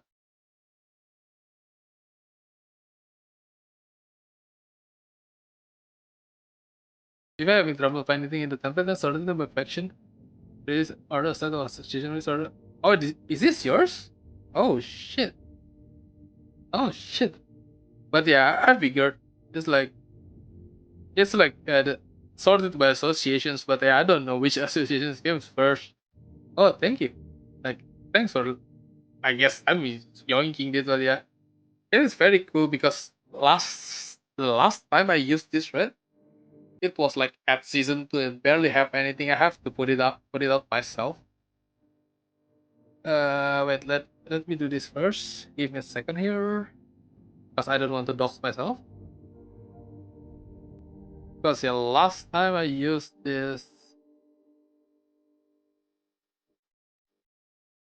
because I do this for last season as well, right? Start of season 4. Well, yeah, end of season 3 basically, right? Yeah, this is. Oh shit, never mind. I doxed myself, but yeah, that's picture. I have to manually insert them myself. I have to manually insert them myself. This is very nice. Very cool, very nice. Then yeah, moving on to the Hero DD, which is. If is this the event one or this one is the event one? Yeah, the most templates are updated. Which one is the event actually? But yeah, all of them are event. Actually, basically all of them are event, I guess. The 6.5 event, time killing time. First of all, we have Ryoshu, District 20 Euro DV Ryoshu. Kinda low HP, is fine, kinda fast, 45 defense. Gain 2 tremor count. Her first skill is Blunt plus 3 base power, 4 coin power, so, well, 11. right? 11. Gain 2 tremor count at 4th or more tremor count, flash power plus 2, so 13. See? 11, 13. Per skill on hit, gain tremor count equal to the tremor count on target. With maximum of 4, so you can get 4 tremor count if the enemy have 4 tremor count as well. And on hit, inflict 2 tremor count. The thing with, I think, personally for me, right, the thing with tremor, it is very hard to know, like, gain and inflict. You have to know, like, gain is your unit, gain the tremor, inflict the enemy is inflict, right? Kinda, sometimes you kind of mess up, right? Oh shit, gain tremor. Which one is? Do I get it? Do we get it? Like, does he get it? I don't know. Sometimes it's weird, but you have to read it like a little bit more, I guess. So yeah, this is kind of nice because you gain up to 6 tremor count and you inflict 2 tremor count, right? Skill 2 is Pierce Slot, 3 coins. 4 skill power, 3 coin. 4 base power, 3 coin power, so it's 13. Gain 2 tremor count, same. At 4 or more tremor count, flash power for 1, so 14. At 4 or more tremor count, coin power plus 1, 15. Second coin, on hit, inflict 1 tremor count. In third coin, consume tremor count on self and inflict the same amount of tremor count on the target, maximum of 5. So you consume 5 tremor count. This one is you get 4. This one is you give 4 to the enemies, basically. The skill 3, gain 2 tremor count. Sorry. Skill 3, 4 base power, 3 coin power, 3 coins. Pierce Gluttony, which is 13. 13, I assume, yeah, 13 power, right? Gain 2 tremor count. All have 2 tremor count. Consume 8 tremor count on self to gain coin power plus 1. So it will be 16. If the target has 6 or more tremor potency, coin power plus 1. So it's gonna be 4, 12, 5, 19. Yeah, it's gonna be 19. On hit, inflict a tremor. On hit, inflict a tremor. Third coin, inflict tremor burst. Then it is tremor count by 1. It's kind of okay. I guess only one tremor burst, right? Keep in mind it's only 1 tremor burst. Defense on use, gain 2 times tremor count on self as shield HP, which I think is alright. The passive, no. Okay, so that's funny. 3 slots resonance. When another ally staggers an enemy with an attack, follow up with a skill once again the staggered enemy, once per turn. Oh. Oh. Actually? Is that actually good? Isn't it actually okay, I guess? If multiple enemies are staggered at once, enemy with the least HP or abnormalities, target the abnormal with the least HP, then target the part with this HP. Yeah, so basically the least HP, if it's abnormality, target the part. If it's like 5 enemies, target the one with the least HP. When using skill 1 with this effect, this unit gain 1 more tremor count for its coin effect and trigger tremor burst with the last coin on hit. Oh, actually this one is kinda okay, I guess. Yeah, it's kinda okay, I guess, but it is 3 slots resonance, right? Support passive, 4 slot own. The first deploy ally gain 1 more tremor count for their skill or coin effect, which is very cool for 2 times per turn. Yeah, it's very cool. Personally, I haven't used this unit much because I haven't used tremor much as much either. But I think it's very cool. Not considering like it is kind of cool, but the damage, like the coin, is really low, right? For especially since she's a 2-star, the coin is quite low compared to the others, right? I think it's quite low. Yeah, it's quite low, but it's kind of nice to have like. The thing is, she applies a little bit of tremor as well. It's only 4/4. This is tremor count, right? I guess personally for me, her this should be like at the bottom, no? Yeah, this one here. Yep. Like personally for me, probably mediocre status, no? Good last gen. Wait, what? Last? Last? Not oh shit. Yeah, sorry, good last gen, sorry. I was looking at the wrong one again. What? Last? Okay, yeah, the thing with last gen is if you see the oh shit, I have to yeah, if you see right here and we check by last, there's not a lot of unit that use a lot of there are not a lot of units egos I mean sorry that use a lot of lust, right? That are good. This use 3, right? Teleport are used on railway 4 but not that by much, right? Fruit sec only 2, only 1 on everlasting is only 2, last hungry the sancho is only 2, only 1 left. Parts for the flame use 2, right? Red eyes 2 on them all use 4. Yeah, probably this. Yes, I mean 2 2 4 4. There's a lot of good AoE ego though. Like yeah, it's fine. It's good damage. It's nice damage, but with our current railways, kind of bad. I guess it's kind of bad to have a lot of lust because yeah, well you use a lot of lust, you produce way more lust. But I think is it mediocre or is it alright?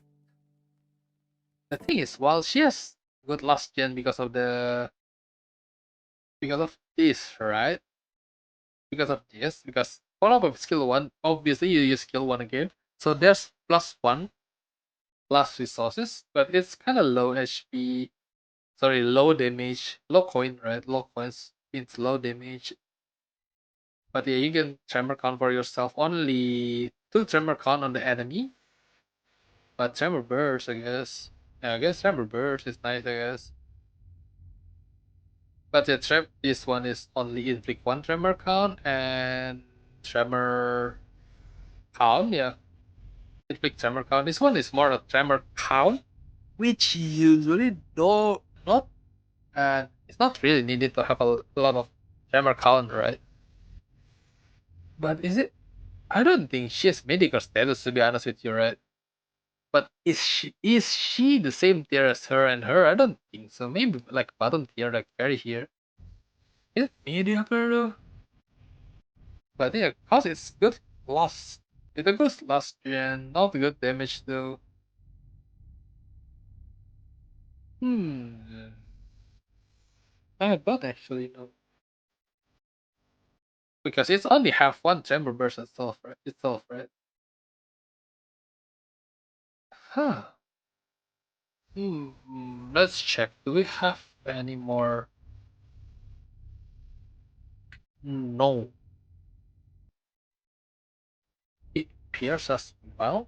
It's kind of okay, I guess. If we have a good last, then probably it's alright. I guess. Eh, yeah, we can put it in light, I guess.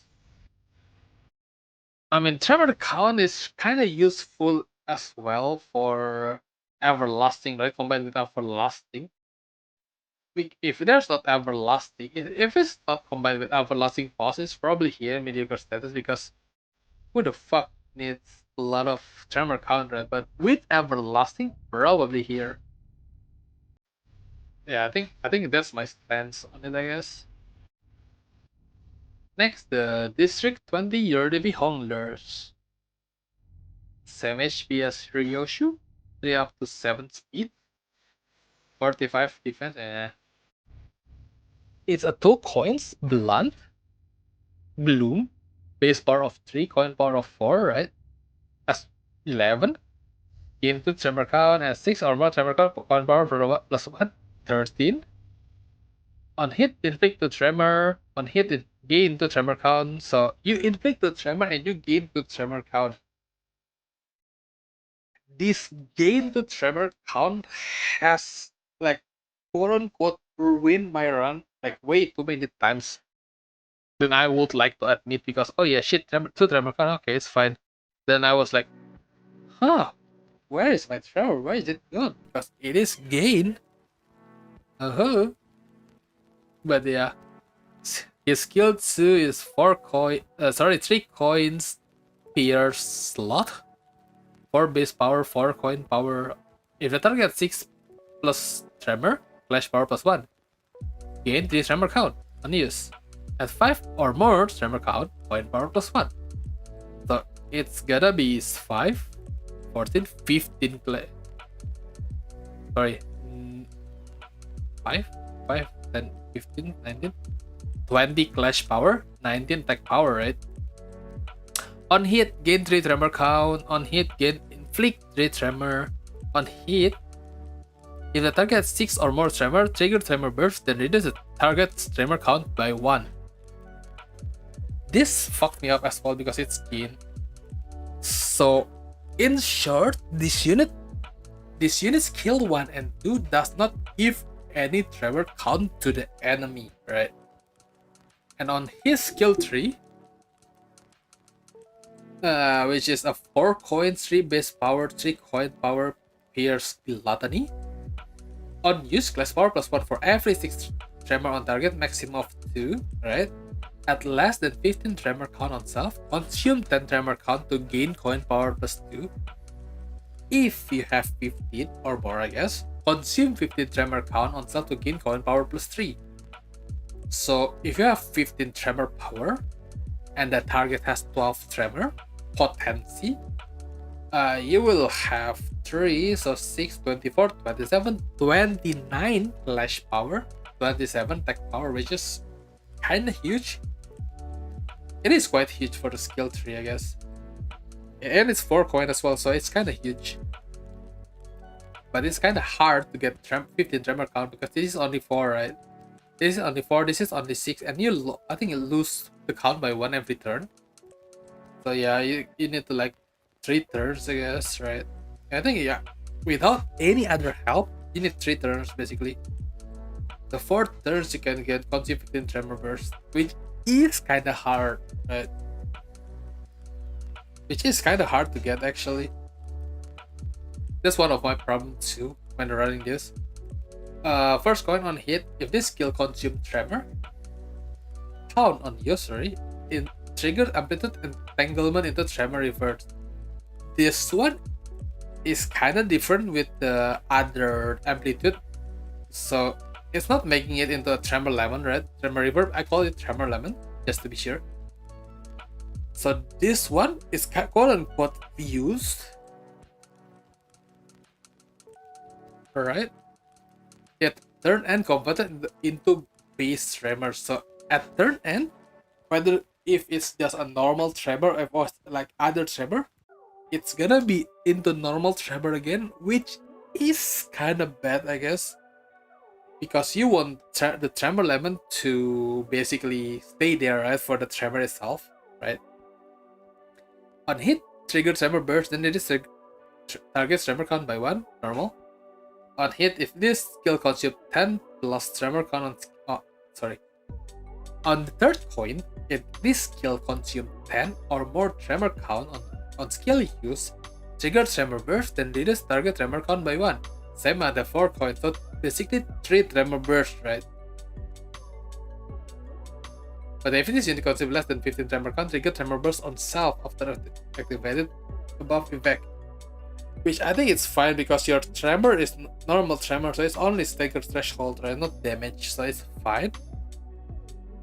But the thing is, 3 tremor burst, but it's only for 1 turn. The lemon is only for 1 turn. The next turn, it will be back to the normal tremor, right?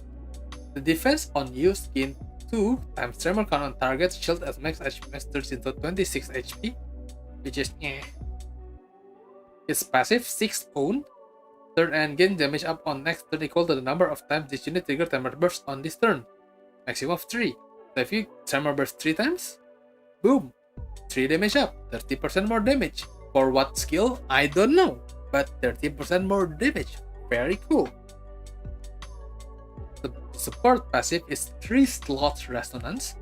When first deployed identity triggers tremor burst with skill or coin effect, 20% starts trigger initial tremor burst once per turn.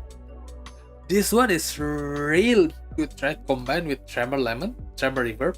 But the thing is, Like the thing is, the only unit that have tremor reverb right now is only Honglu, right?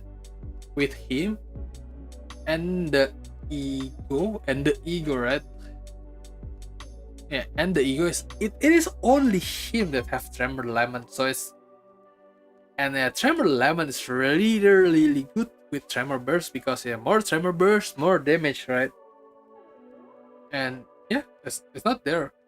Like you cannot use tremor burst, right? Other than that, for damage wise, right? Which like 90% of you will do anyway. We only do tremor reverb anyway, right? So I think it's very good, but like not need more stuff, I guess. But overall, is this unit cool? Strong? Personally, for me, right? Governance Falling can probably also proc. Yeah, it can also proc the passive. Yeah, you're right. But yeah, I'm not telling that because we're not talking about Governance Swelling yet, right? So yeah. Where? I really think is status core. The status core, like the reason why his status score is 90% because he is the only good tremor unit, right? That can use tremor lemon because the only tremor lemon we have is only on Cavernous Welling Honglu. If we have Cavernous Welling Honglu on under unit, if we have like tremor lemon on under units, it's probably, for me personally, right? It's probably higher. But for now, it is a state score, not strong because why he is not strong? Because it's only used on the for the tremor lemon itself, while he has 3 tremor bursts, which is very cool. You need 10 tremor count on self, which is skill 2 into skill 3, which is basically the same as what you call it, W Dawn. But this one is tremor, which is even worse than the W Dawn, because with W Dawn you don't need anything else, just charge damage. This one, yeah, you need to have tremor for the tremor burst to become like somewhat useful. Other than that, it's actually dog. Like you don't want to put other than what you call it, time moratorium and tremor reverb, tremor lemon. You don't really use tremor most of the time. So yeah, I will put it on status core mostly because of the Cavernous Wailing. Other than that, it's probably I. To be honest with you, it's probably I at most. Okay, next one. Next one is T-Don and Rodion.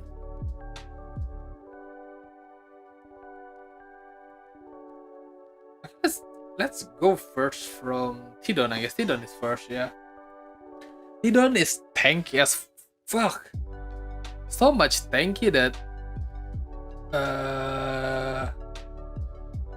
let's put it this here first.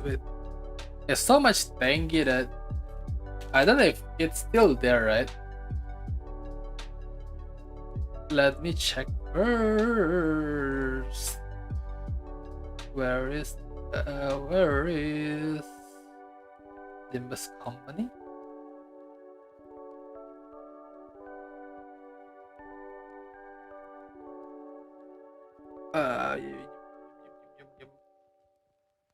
Tierlist. Okay, yeah. So much of a tank that I don't know if you guys like, yeah, you guys are ready for this, but she is so much of a tank that this particular tier list, which I won't name, but you will probably know anyway, especially if you're a viewer of mine, because I shit about them all the time in my Discord, right? Put them as an SS tier on tank. Very cool. SS tier on tank because she has 242 HP and have shield. So Yeah, she has 200 HP. She has shield. She can do shield as well. Yeah, she has shield as well. Then probably she is a tank unit, right? Very cool. This particular site, very cool of you, making this as a SS on tank. I don't want to talk about the others, like other unit in here, because if I speak, I will be in trouble. So yeah, let's go back, slowly go back to Tidon. Tidon, T Corp Class 3 collection stuff Don Quixote really has a lot of HP, really fast as well, which is very good for what she's used most of the time.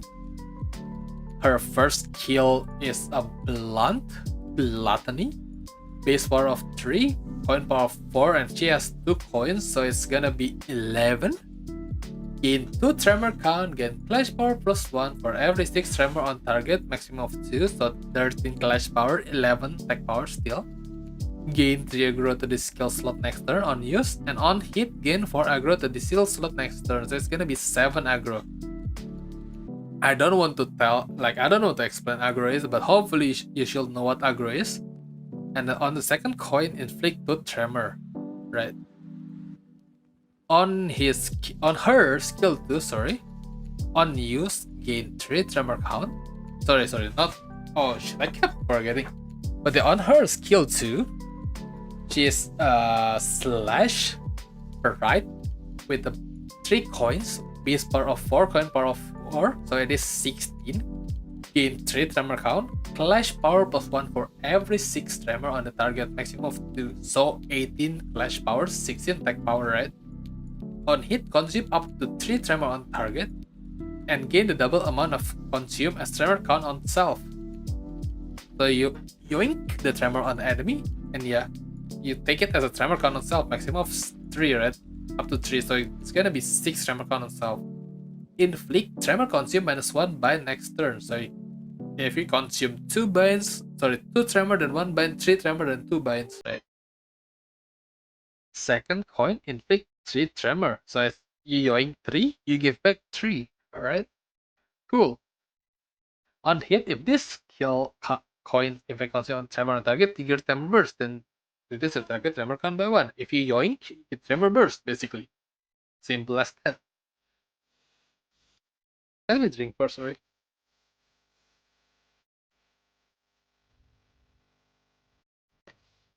Okay. Her third skill, sorry, is a blunt slot skill. Base power of 4, coin power of 3, 4 coins. Clash power plus 1 for every 6 tremor on target, maximum of 2. Then if target has bind, clash power plus 1. Consume 10 tremor count on self to gain coin power plus 2. So it's gonna be 5, reckon. It's gonna be 5 coin power, 20, 24, 27. I think 27 clashing power, 24 attack power, which is quite high. Lower than Hong Louis, but it is quite high. On the second coin, inflict a tremor. On the third coin, inflict a tremor. On the fourth coin, if the target has 10 or more tremor, consume 10 tremor on target and inflict 2 time moratorium. If this unit is in a borrowed time state, this effect doesn't consume the target's tremor. Right. On the 10, trigger tremor burst, then reduce the target tremor count by 1. If the target speed is slower than these units, trigger amplitude conversion into tremor chain, which is blue raspberry. I usually call it raspberry, which is nice, right? Raspberry blue. Yep. But what is time moratorium? Time moratorium, yeah, basically you store. Can I? Let's do this right. Yeah, let's do this. Time moratorium. Time moratorium.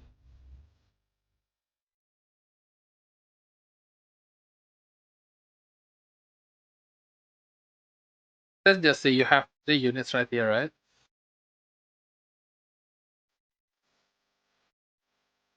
3 units right here against the boss, right? Let's say just the boss. You boss. This is a boss, right? Time moratorium is basically so your this is Tidon right here. Tidon. She go attacks, right? Time moratorium. Time moratorium. Let's just say she deals 250 damage. Let's just say she deals 250 damage for simplicity's sake, right? The boss does not take 250 damage. Instead, it store here like 250 damage as a slot damage right here. Then let's just say if this guy hit it again for like 100. This here attacks again for like 150, right? That is like 150, then 100. So it's gonna be 500 slot damage, right? Slot damage. The use case for this, if the boss is like slot. Oh shit! No. If this boss is slot weak, like slot 1.5 times, right? Because this damage is 200 slot damage, right? At first, because she's slot, right? It's gonna be times. This one is gonna be times 1.5 first, right? And gets stored. This one is, let's just say it's not slot. Right? Let's just say this is not slot. Let's just say this is sprite. This one is sprite as well. So 250 slot damage is gonna be like 500, right? 500 plus 150 plus 100. That's like 750, right? 750 slot damage. Well, it's not 500, but oh shit. Oh shit. I don't want to use 1.5. I don't want to calculate 1.5, sorry. Let's just say this is 2 times, right? 750 slot damage. Then it become, because it's slot time 2 times, right? It becomes 1500 damage at the end of second turn. Yeah, at the end of second turn, because this is first turn, right? This is just first turn.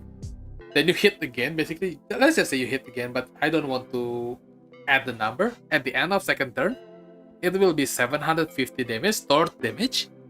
And because the enemy is weak to slot, it will 2 times weak to slot damage. It will times to the damage, become 1500. Like, and yeah, the other good things about this is, yeah, as you get it, Yorodevi Honglu. Well, not Yorodevi Honglu, but Lemon Tremor. Let's just say you hit, so Lemon Tremor, right? So if you hit 50, you have 50 potency on the enemy. You Tremor Burst 1, you will get 50 slot damage, right?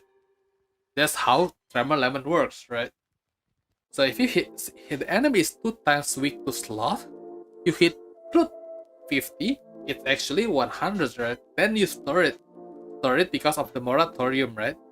At the end of the moratorium, because this is 2-time moratorium, right? So this is 2 stacks, so 2 turns. At the end of the 2 turns, it will deal 100 slot damage, but because the boss is weak to slot damage, the one from 50 went to 100 because 2 times slot damage, and the 100 because of 2 times slot damage becomes 200. Is it balanced? Probably not. That's why it's being used very heavily right now, because the boss is all weak to slot, basically. Like, a lot of the units are weak to slot. Tremor chains, lose 1 clash power every 10 tremor potency on self. The enemy, not you, right? Because the enemy has the tremor chain, not you. When hit by skill that trigger tremor burst, raise the stagger threshold by effect potency, same. Third end, reduce the count by 1, the same. Interacts the same way as normal tremor does, effect that raise or raise tremor potency or Kamiya. Basically the same as like tremor, right? but like lose one clash power, so you clash easier. So usually the combo is you time moratorium, then you tremor, what? Then you tremor liver or tremor lemon to deal way more damage than you should be. Usually accompanied by everlasting faust instead, but we will talk about everlasting faust later on, right? That's the combo more or less for the quote-unquote tremor team, right? So yeah, the defensive skill combat start. If this unit is not the borrow times them, gain 4 borrow times at turn end. What this is basically gain you high haste, clash power up at fragile. Yeah, and yeah, basically that, and yeah, you get if you have more bind and haste next turn, you get staggered, yada yada. This is basically usually only used for so that you don't consume 10 tremor potency on the enemy, because 10 tremor potency is important. You know what doesn't consume 10 tremor potency or need 10 tremor potency? This unit right here, but we will talk about that later on. Then on use for this turn, when hit by an enemy, inflict 3 tremors on target next turn for 6 times per turn. Usually, there's a threat in the Railway 4 that you can kill the first boss, the painting, the Bygone Days. What is it called again? Sorry.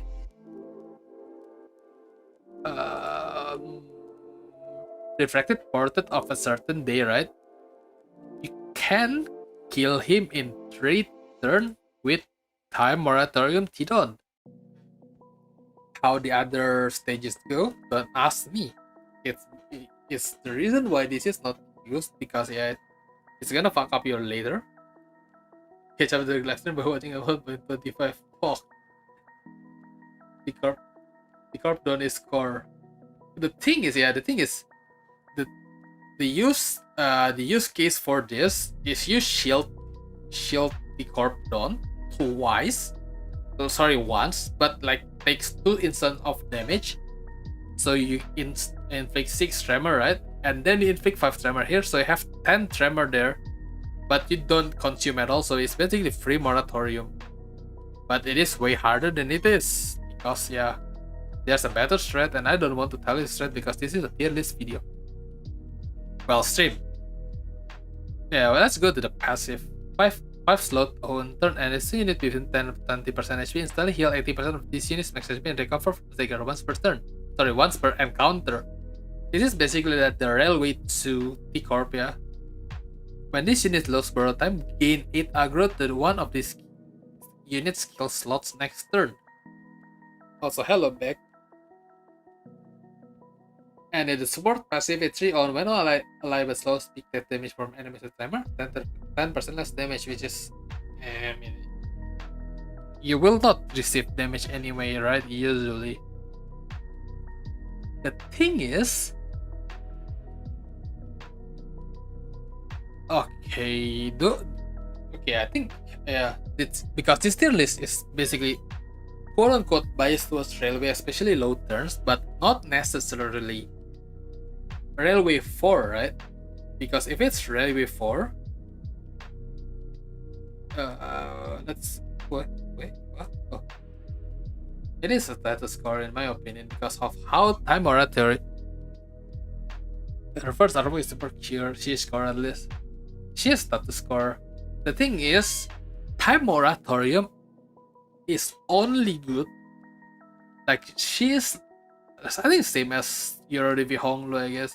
She is as good as the time moratorium, but the time moratorium is very good if only the enemy is weak to slot, right?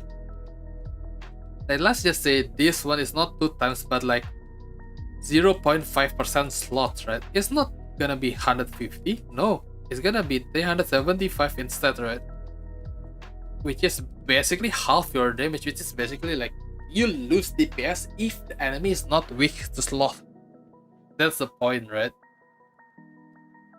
Enemy is not weak to slot, it's gonna be like shit damage. Yes, green pain, actually true, yeah. I mean, I see yellow. Oh, yellow, good. Wait, who the fuck pinged me on Discord?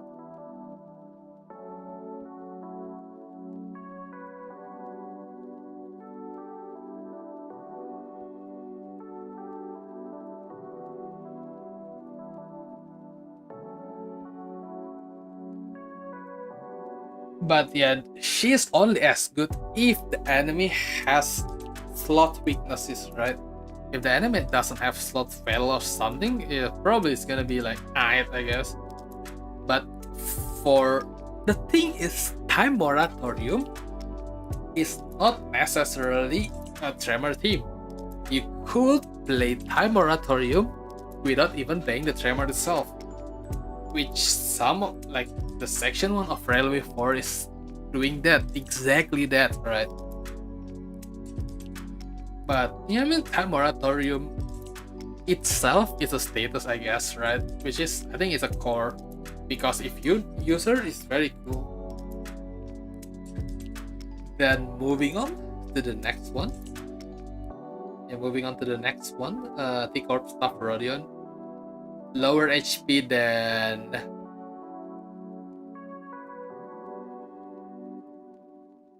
what you call again? Not as much as T-Corp Dawn, which is a SS tier, by the way, at one certain website for tier list that I won't name again. I kind of want to check. Okay, so this unit right here is SS at tank, but this unit as here is S at status specialist. What's the difference, right? Like, both of them basically does the same thing, no? Maybe one is worse, but why is she not a tank? I will never know. We will never know. But then moving back to 119, 4 up to 7, which is the same as Tidor, right? And her first skill is 2 coins blunt, NV, 3 skill power, 4 coin force, so 11. Gain 2 tremor count, clash power plus 1 for every 6 tremor on target, so 13 clash power, but 11 hit power at the end of the day. Inflict 2 tremor, gain 1 tremor count, hit after clash win. So you need to clash first, then win, then yeah, inflict 1 tremor count, which is kinda nice, I guess. Deal 5, the second skill, is the blunt wrath. 2 coins, 4 coin power, 4 base power, 5 coin power, so it is 14. Deal 5% more damage for every bind on target, maximum 50%, so 3 bind for the maximum effect, right, yes.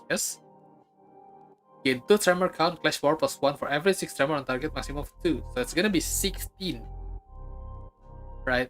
Don't worry, Wild Heathcliff, I will explain like a lot for Wild Heathcliff, don't worry. First coin, on hit, gain 2 tremor count. Very cool. Hit after clash win, inflict 3 tremor count. Only after clash win, right? On hit, inflict 1 by next turn. On hit, if the target 6 tremor, inflict 1 by next turn, so at least 2 binds right here, right? Then her third skill is his blunt, slot, 4 coins, 2 base power, 3 coin power.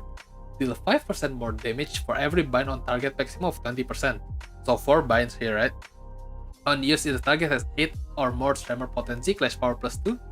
On use, consume 8 tremor count on start to gain coin power plus 1. So it's gonna be 4 times 4, 16, 18, 20 clash power, 18 hit power, which is kinda low, I guess, but for 2, considering it's a 2-star, it's kinda nice. Right, it's kinda nice. It's alright, I guess, right?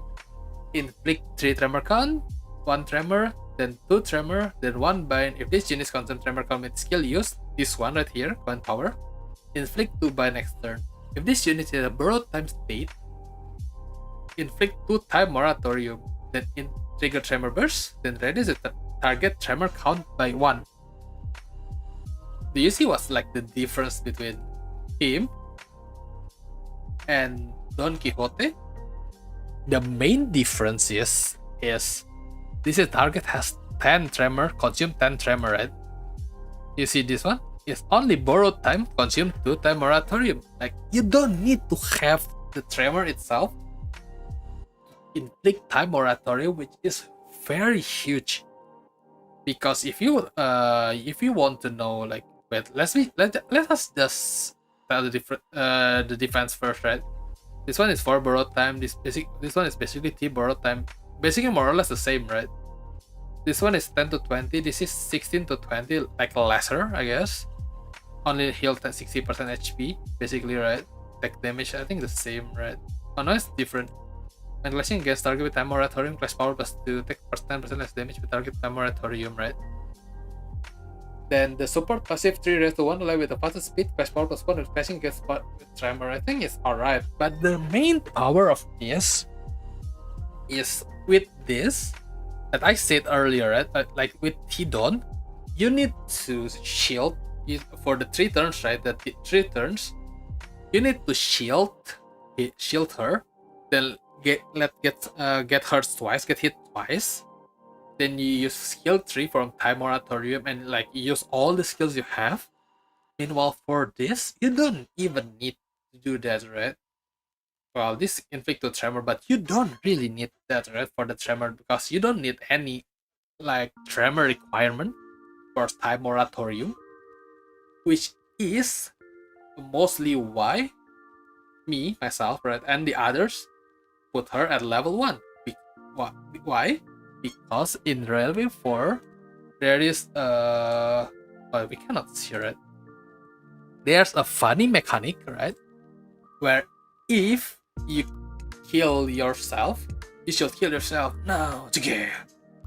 But if you kill your IDs, right, let's just say this ID, right, you will get 1 NV, 2 bread, and 3 slot, which is very huge, right?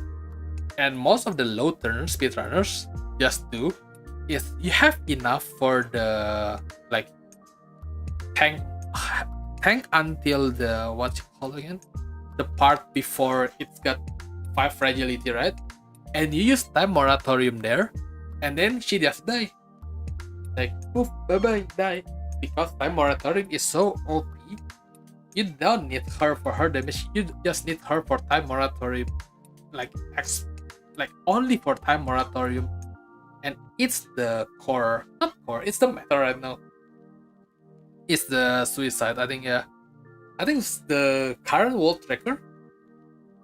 The current world tracker used 2 units for suicide, right? I think 3 is possible, but it's really hard. But yeah, it is the current meta right now to use her as a suicide unit, so level 1. So all she does is like tank the skills, get fucked, time moratorium, die. Basically that's it. Bang, orang itu ya, orang itu. But yeah, that's about it. For that alone, I will put her on. Yeah, exactly. My job here is done. Explodes. With this Rodya being so set in Lord is low, friendly to be suicide idea. I think she's even set in the. Isn't she is even set on her like?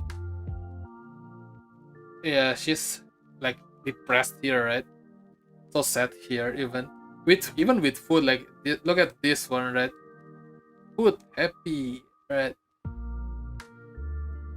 And this one, like food, like still sad. I think she's more of a status core than she is, just because you don't need any any shenanigans. But for damage wise, Tidon actually want damage wise. That's why people are using her at level 1 and that just die, because her damage is actually dog ass. She doesn't provide anything other than time moratorium. So if you need time moratorium, she's the girl to go. Not Tidon, because Tidon damage is not that high either. So it's better to have level 1 time moratorium. Sorry, level 1 Rodya. Explodes, her job is done. Yep. Well, moving on to the next one. Oops. Moving on to the next one. I would say Rodya is but I just said yeah. I mean, the reasoning is this. I mean, if it's what you call it again? Let's talk furthermore about this, right? The reason she's here is because we get rewarded for killing our own, not killing our own, for killing our teammates, right? Like we get rewarded for it. Also for Feraku, yeah, the shard is half for the next season. The other the other shards gonna be threats instead, if I recall correctly. But if I think she's core, like status core or even meta, right?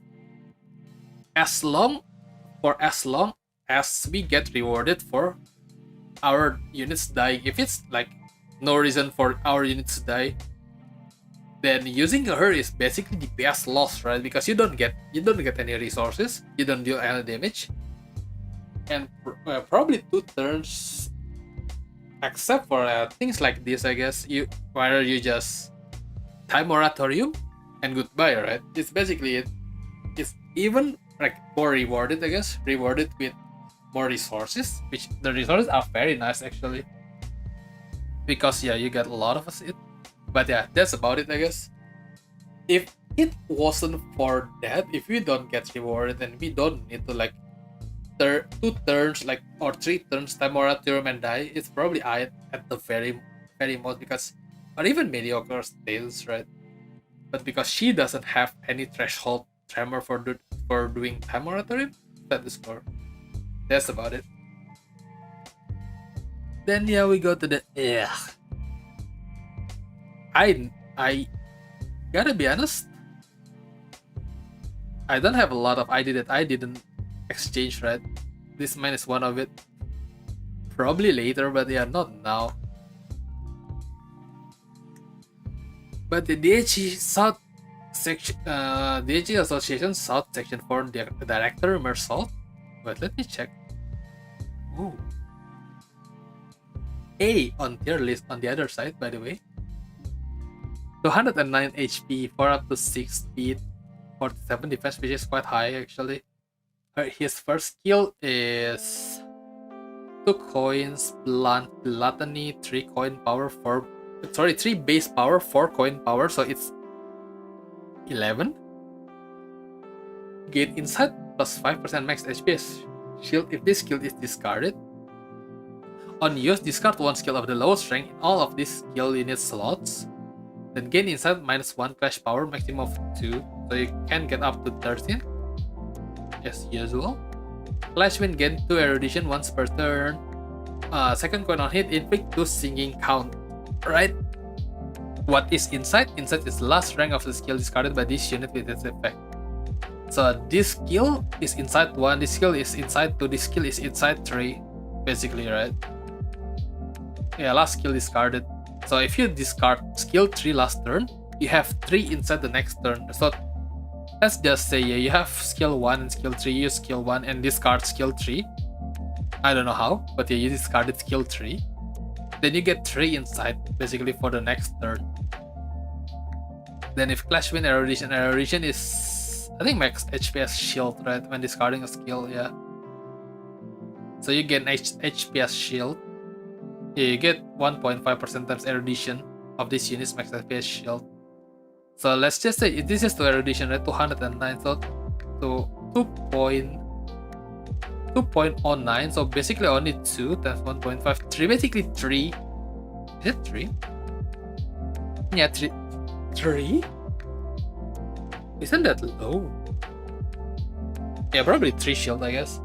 This unit is skill 2 clash power, more clash power. This by one when taking HP damage after getting hit by an enemy attack skill. Basically shield. Don't need to know more about that. Basically shield. Then his second skill is a Bear Sloth.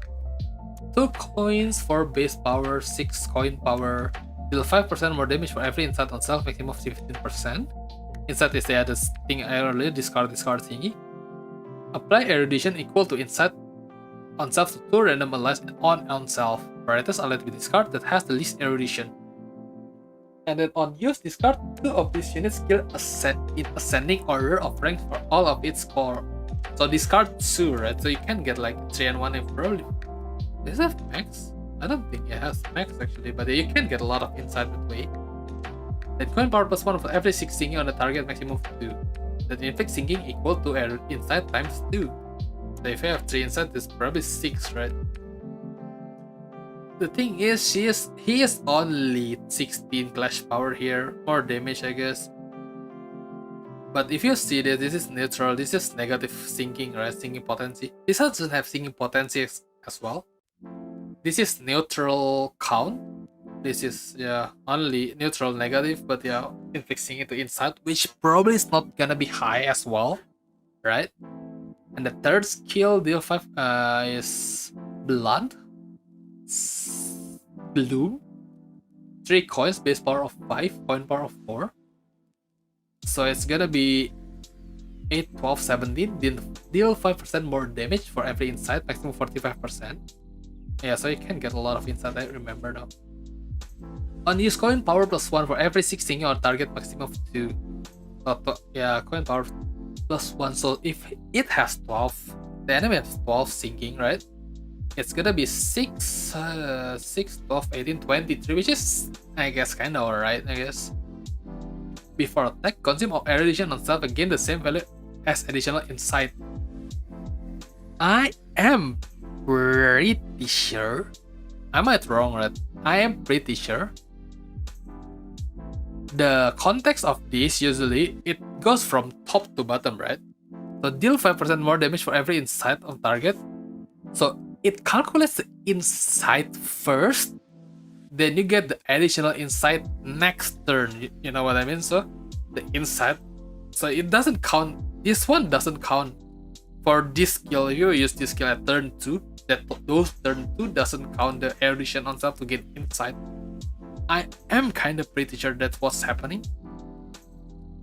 Unless this, I think it's top to bottom. Unless this one is below before attack, then it's counted, but it's not actually. Then add 4 or more insight, reset value to 1. If this skill defeats an enemy, reset value to 3 instead. Every sinking potency or count equal to the insight value gets target. How much of that sinking potency gets randomly determined. Like, okay, this one is okay, like the other DH, right? It's not on use though. The thing is, I don't really know, right?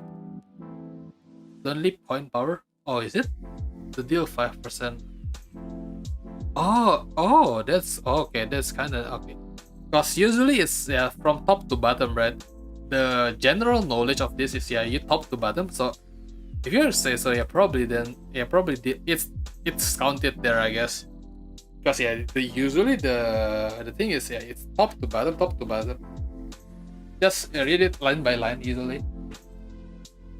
Because let's check. Okay, let's actually check this, the unit that I actually knows. Because okay, this is combat star. Okay, probably you're right. My bad. Oops. Okay, the defense is unused discard but skill at the highest rank on this unit skill slot and gain 6 aggro. Like, sure. Passive 2 Gloom Resonance. Every time other ally discard an ally, play 1 erudition to the ally and the self. Once per skill, 3 times per turn. Turn end, gain pierce damage up, blend damage up equal to the number of allies discard skill, maximum of 3. Then the support passive is 5 Gloom Own, right? When one ally with the highest max HP discarded skill, gain 5 discarded skill rank at a max HP as shield. If this unit has insight, multiply the above shield by 1.5. So probably must shield. The core problem of this unit, right? Well, the core problem of these units to the game, right, is that the game does not care if your unit have like a 10,000 HP or like a million HP. It only cares if you deal damage to the enemy fast enough. That's why this one is sorry.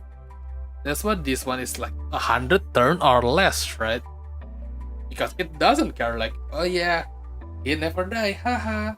Like until this railway, right? Up until this railway, it doesn't care. Like, oh shit, yeah, you can tank for 20 turns. Wow, so good. That doesn't care like that. If you don't deal damage, you're bad. Like, that has been the case since from Railway 1 until Railway 4, right? You don't deal damage, get the fuck out of here. You don't deserve to get in the tier list. And that's what's happened with this. Doesn't deal enough damage at all. But actually, I think pretty sure, I'm not too sure about the numbers itself, right? But I'm pretty sure someone has calculated this because they think, oh shit, I think it's gonna be really bulk, guys. Like on normal usage, even on normal usage, right? But it actually not, right? It's really dog compared to like DHE Honglord, DHE. It's really dog compared to, where's the DHE? Compared to like DHE Honglord, DHE Rodya, right? The DHE Meursault itself. But he is a great tank. But he used sinking. But okay, let's just see our sinking team right now, right? Like, what other units use sinking right now? Shit, why do I have units like... this has 2 units sinking, right? Let's just use one here, right? 1 unit sinking. This has 2 sinking units. Let's just use one right here. This is sinking. This doesn't have sinking, pretty sure. This has 2 sinking, but just use one, right? Sinking. This is sinking. Yeah. Sinking? Sinking? I mean, sinking? I don't think she has sinking, right? Same as her, pretty sure. And then, yeah, I don't have him. Let's just say this one is DHE, right? Like, coins, 3 base power, 4 coins power. 11. At 4 or more charge count, base power +1. So 12. Clash power +1 for every 5 charge count on self, so 14. Then gain 2 charge count, gain 2 charge count, gain 4 charge count, basically. But this one, if you lose, you gain 2 charge count. If you win, basically you lose, you gain 2 charge count. You lose, you gain 2 charge count. You win, you gain 4 charge count, right? On skill 2, Blunt, Envy, 5 base power, 6 coin power, so it's 17. Consume 6 charge count on self to gain coin power +1. So it's gonna be 7, 14, 19. This unit consumes charge count, apply charge barrier, Mars charge barrier, activate 2 times per rely up. Then gain 2 charge count, gain 2 charge count, gain 2 charge count, inflict 1 bind. This consumes skill charge count on use, inflict 2 bind. Basically charge barrier to the end, to the allies. What is charge barrier? Charge barrier is basically what you call, you gain shield by the amount of the charge barrier you have. I think it's 5, no? Yeah, 5. So 1 charge barrier is basically 5 shield for W Corp. It's 3 for the other units. I think it's what you call, it targeted the one with charge first, I'm pretty sure. If it's not, no, probably not. No, it doesn't. Never mind. Yeah, maximum of 8 charge barrier. It just give it charge. Then the third skill, Rip Dimension. Yeah, Rip Dimension. Rip Dimension. 4 coins, but only 45 offense level. This is very important because yeah, this is kind of low. Slash Bloom, base power of 4, coin power of 3. And to self and the highest resonance ally with the charge, apply load equal to the charge on self, max to 5 other allies. Highest resonance, right? So if you have only 3 resonance, it's only gonna go to 3 other allies. Then add 2 or more charged potency and 7 up to 14 charge count. Consume all charge count on self to gain coin power +2. Then if on use, consume 15, and on use, consume 15 charge count to gain coin power +2. What this means is, if you have less than 2 charge count, you need to have 50. Sorry, if you are less than 2 charge potency, so like 1, you need to 1 and 0, you need to have 15 charge count to gain coin power plus 2. If you have 2 or more, you only need 7 up to 14, just like Ryoshu, W Ryoshu, basically, right? So coin power plus 2, so it's gonna be 5, 20, 24, which is kinda high, kinda good. But then Rapture, because W Corp is Rapture, but it's barely Rapture, but it's good enough in Mirror Dungeon, so it's classified as Rapture in it as well. And on the fourth coin is this skill 50 charge count on used Afflict Rapture. Then gain 5 minus charge potency charge count. So if you have 0 charge potency, basically you gain 5 charge count. The more charge potency you have, the less charge count you will get. What is load? Load basically deals 2.5% damage for every value it is. So if it's like 1, it deals 2.5% more damage if you consume charge count. If it's W Corp employee though, it deals 5% more damage for every value instead, maximum 30%. The problem with this, well, no, sorry. Let's talk about the defense first, I guess. Defense on use base power plus 1 every charge count, maximum 10, yep. Into charge count 3 times per turn. On use, not on hit, right? It's different.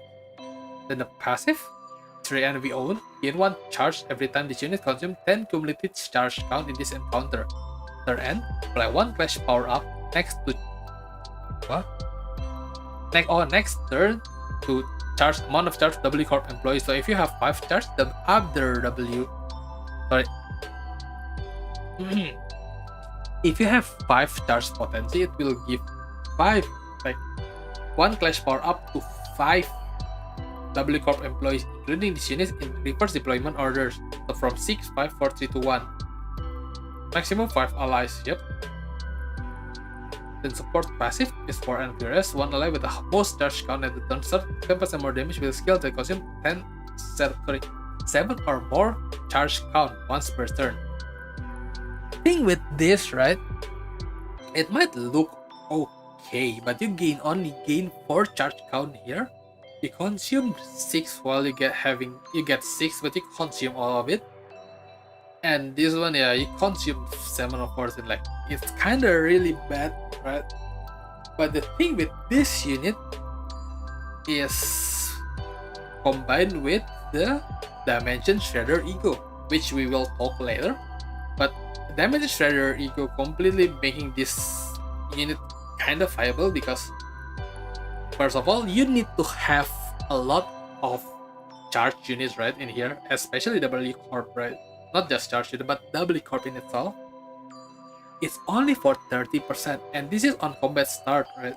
And the charge count is on the bottom, like I was mentioning before. So if you have, gonna watch a recording tomorrow. It's very late. Please have a great rest of the day. Yeah, thank you. I'm gonna go for way longer, but yeah. The thing with this, if let's just say you have 2 load first, right? Then on use, you consume, let's just say 14 charge count and giving that to be 4 charge potency on yourself, right? It doesn't count because it is on combat start and this one is on use. The positive is on the start of the turn, even if you like, let's just say she's the slowest and W Don is the first, W Don will still get the 2 load, which is basically 10% more damage. Wow. And this, yeah, but this doesn't get 4 instead, right? Which is 20%, 10% difference. Like, wow. So what this all do, even if you have, like, let's just say 6 charge potency, which is the quote-unquote maximum for these units, right? Because max value is 6, is giving 6 more charge, 30% more damage, which is basically 3 fragile for every 6 turns. If the units use charge as well, like charge count as well, do you know what does like more and better? Holy shit, where is it actually? No, it's not here. Is it not here? Yeah, it's not here. No. But yeah, let's try again. Like, Do you know what unit is doing that better than her? This unit's right here. 4 fragile, no conditionals. Like, oh, every 6 turns I need to use. After 18 turns, I finally can use this for 3 fragiles if my teammates use charge as well and use W Corp as well. Meanwhile, this Giga Chat 4 fragile. Boom! Like, straight after the bed. One of the reasons is that, but this ego completely kinda helps her in the charge team situation, but yeah, still kinda. The load is still kinda bad. This one is charge barrier is nice, giving other people charge as well, right? Basically, if they don't get hit or shield, maybe I guess. But yeah, charge barrier is kind of yeah. With that being said, does she have a lot of H? W Corp should be at the top, no? Yeah, here. Is it absolute dog water? No. Is it medical status? No. Is it alright at best? I would say that she is alright at best without Dimension Shredder, and with Dimension Shredder if you use her passive especially. Sorry, if you use Dimension Shredder, it is quite strong actually. But I think without Dimension Shredder, Outis Dimension Shredder, right? I think it's alright because it is. I don't know. I might be harsh.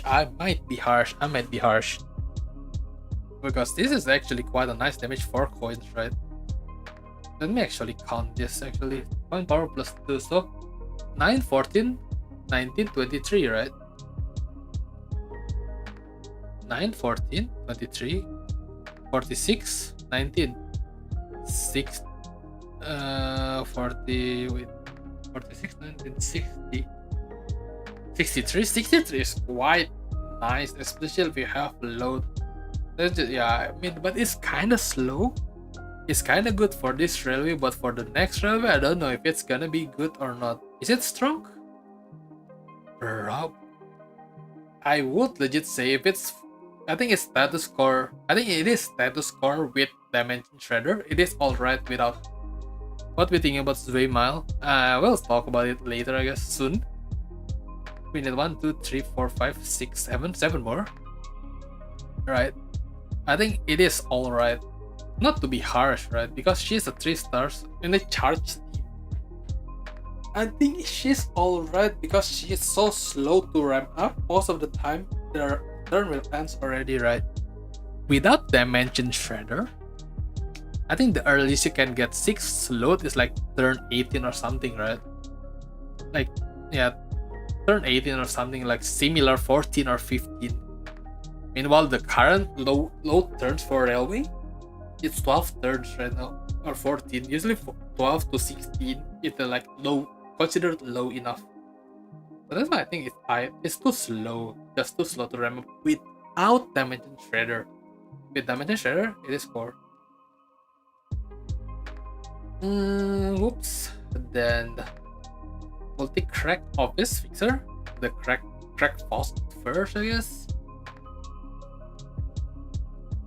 Hydration check. Wow, we.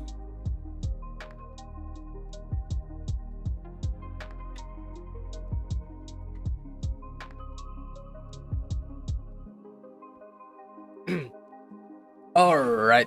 Then the multi-crack office fixer. Multi-crack office representative Faust.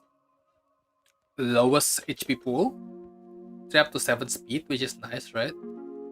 44 defense and whatever. The first skill is the last slash. 2 coins, base power of 3, coin power of 4, 11. Consume 5 charge count to gain coin power plus 2. Then gain 3 charge count. Or it is alright, I guess, right? Then on you, the second skill, Blunt Envy. 3 coins, 4 skill power, 4 coin power, so it's 16. And 5 to 9 charge count, consume 2. consume 2 time minus 10 minus current charge count percent HP to raise charge count. So basically, if you have, let's just say you have 5 charge count, right?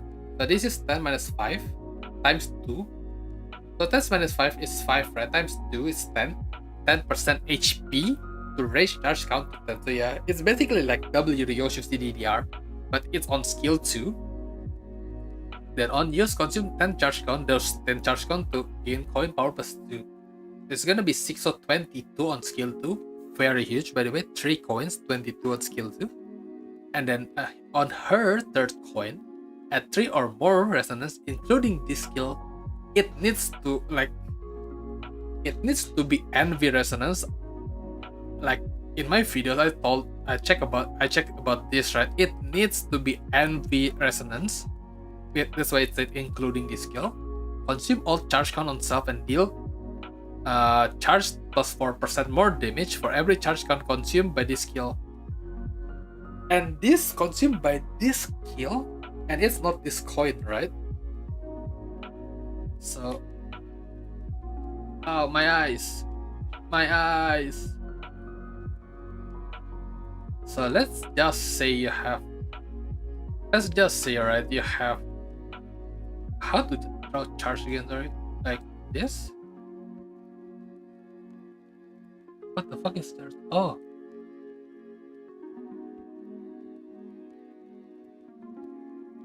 Yeah, let's just say you have 20 charge, right? 20 charge, then you minus 10 from the base to get coin power. I don't want to gain coin power plus 2, right? Then you're left with 10 here, right? Then 10 because of the 3 resonance, 3 plus res. You consume that, minus 10 again. So this is, you consume 20 basically. So you consume 20. Yeah. That deal charge plus 4% more damage. This is charge potency, right? So if you have 0, this is 0, right? 20. So 20 times 4 right here. So 80% more damage if you have 20 charge. If you have, let's just say 2, then it's 20 times 6, which is 120%, right? Which is way higher and higher. But maximum of 180, which usually is not that high, I guess. The limit is 6 and 20, I guess. Do we consider Teleforce with Hextail? Teleforce, yeah, we usually consider Telepole Force. Telepole Force brings her up to a level. But we're just considering this as a normal unit, right? Without Telepole, without Hextail and whatnot. Then her skill 3 is a blunt bloom skill, base 4 coins, base power of 4, skill power of coin power of 3, coin power plus 1 for every charge, maximum of 4. So if you have 4 charge potency, it's 4 coin power. So it's 7, so 32, right? Because it's maximum of 4, so 4 times 4, 7 times 4, 28 plus 4, 32. 4 coins, 32. Then on first, gain charge count by charge potency plus 5 charge count, charge potency plus 5. So if you have, but maximum of 8. So if you have 3 charge potencies, 8 charge count. This kit self-fuel this very fast, right? And then add 3 charge potency, deal 8% more damage for every charge, maximum of 40%. So if you have 5 charge potency, 40% more damage as well. Then inflict 1 NV fragility next turn. And if you have more than 2 charge potency, inflict 1 more NV fragility, which is very huge. This is the setup basically, right? This is the setup skill. The skill 3 is quote-unquote setup. Quote-unquote setup skill for her skill 2. But it actually deals a lot of damage as well, right? Very huge damage as well. So basically these units have 3 good skills, basically, right? 3 good skills, 3 good damaging skills. And the defense gain 4 charge count per turn. passive 3 own, gain 1 charge every time this unit can 10 cumulative charge count in this encounter. I think it's kind of the norm of the new charge count unit. Charge unit, sorry. After the Outis, W Corp Outis is kind of the norm right now. Add 2 or more charge, deal charge plus 3% more damage. Holy shit. So deal even more damage, maximum 15%. Again, cap at 5 charge potency usually. If the target is less than 50% HP, deal 5 charge plus 5% additionally increased damage. So if it's lower HP, then it's basically times 2. So sorry, additionally, so it's gonna be 40% if it's lower than 50% HP, which is high, very high actually. On kill, if this unit is N2 or less with least charge count, gets charge count equal to charge plus 2. Greatest allies that consume or gain charge. Yeah, if this unit is killed, the other gets charged as well. It is very good. So it gives the other charge as well. Support passive: when one ally with the least charge count kills an enemy, the ally gains 3 charge count once per turn. The allies that consume or gain charge. So if you have 0 charge count, but it's not the charge unit, it will not get. And especially with Telepole Faust, right? Let's just say Telepole Faust here because we don't talk about Telepole Faust until way later because this is season 0. Well, tomorrow, I guess. But this passive deal 2% charge per percent more damage per charge count, right? Then skill spend to less 2 charge count. So what this means is this consumes 5 charge count. While you still need to have 5 charge count, it only consumes 3. But this one, the 10 cumulative, the counter will add it up by 5, but you only consume 3. It is very good. I will say it again. It is very good for Faust, especially in here and here, I guess, because you consume 10, right? You consume 10 charges, but instead you consume 8. Then you consume this one as well. So, oh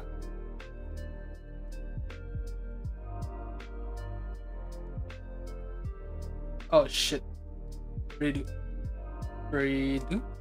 So if you have, let's just say you have 15, right? You say you consume 10 charges, you consume 8 charges, but it stores 10 right here. It stores 10 right here, right? So you have 7. I don't know if this, this is -7. I don't know if this is charge 9 or 7. I don't know. But either way, this is very good, right? Because instead of 15, you get at least 17. What is this? 17 or 19, which is very cool. That's why people are running Telepole with the multi-crack of his Faust, and her skill tree is very high as well. Because this one it has 180% dynamic multiplier, right? This one does not have that much of a dynamic multiplier, and with fragile, let's just say our Heathcliff, this will deal way more. And yeah, it's basically kind of can deal a lot of damage with fragility and whatnot. I think I would say, especially with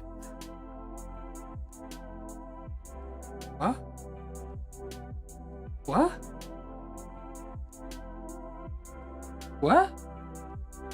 Wait, what? Where is he? Wait, what? Is she not here? Is she actually not here? I think so, right? Did I put it up there? Put her up there? No. Pause? Oh, no, never mind. A crack is different. Whoops, crack is different. Yeah. I said a charge. Alright, charge then. I would say she is meta right now because you're using her for section 1. Even without the other charge team, which can even enhance her even further. Well, probably strong, I guess. I think she's strong without Telepole and meta with Telepole, right? Because her skill 2 is Where is it? Her skill 2 are very high. Her skill 2 is very high as well. And combined with the others, it will get higher. I don't know if probably with, yeah. So I would say strong without, like very strong, like nearly meta without teleport, and meta with teleport. If you can manage to use it, what's it called again? That you manage to use the teleport Faust, I think it's meta. Pretty sure it's meta because yeah, you cannot. The thing with her is same as the other charged unit. It is kind of bad on this railway, right? Because first of all, the boss is not weak to envy. Second of all, yeah, it's not really long, but yeah, she does not have a lot of good AoE egos.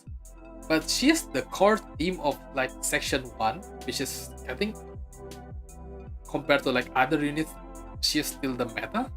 I think that tells a lot, I guess. And I would say she's meta especially with teleport. Well, yeah, moving on to the. Let's move this fucker up first before I forget. He's not a support passive. Well, she's not at the support passive right now. I want to say, what's this?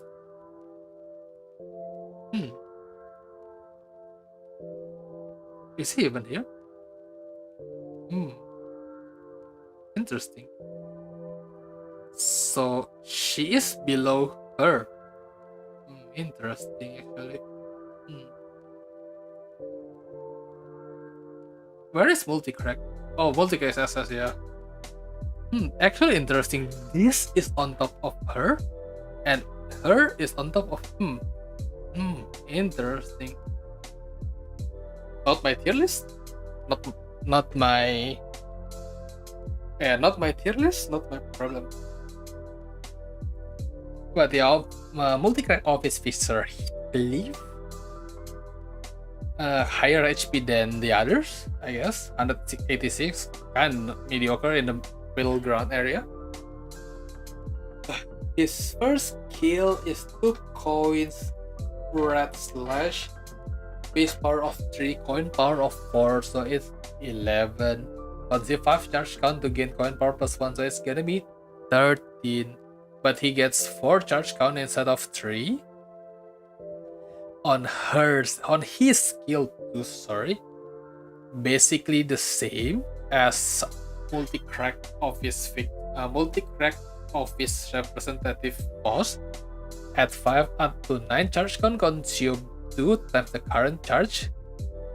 10 minus the current charge times 2 HP to raise the charge count to 10. So if you have 5 charge count, you consume 5. 10 minus 5 is 5 times 2, so 10% HP to raise the count to 10. I'm pretty sure this is current HP, not max HP, unless it will be stated otherwise.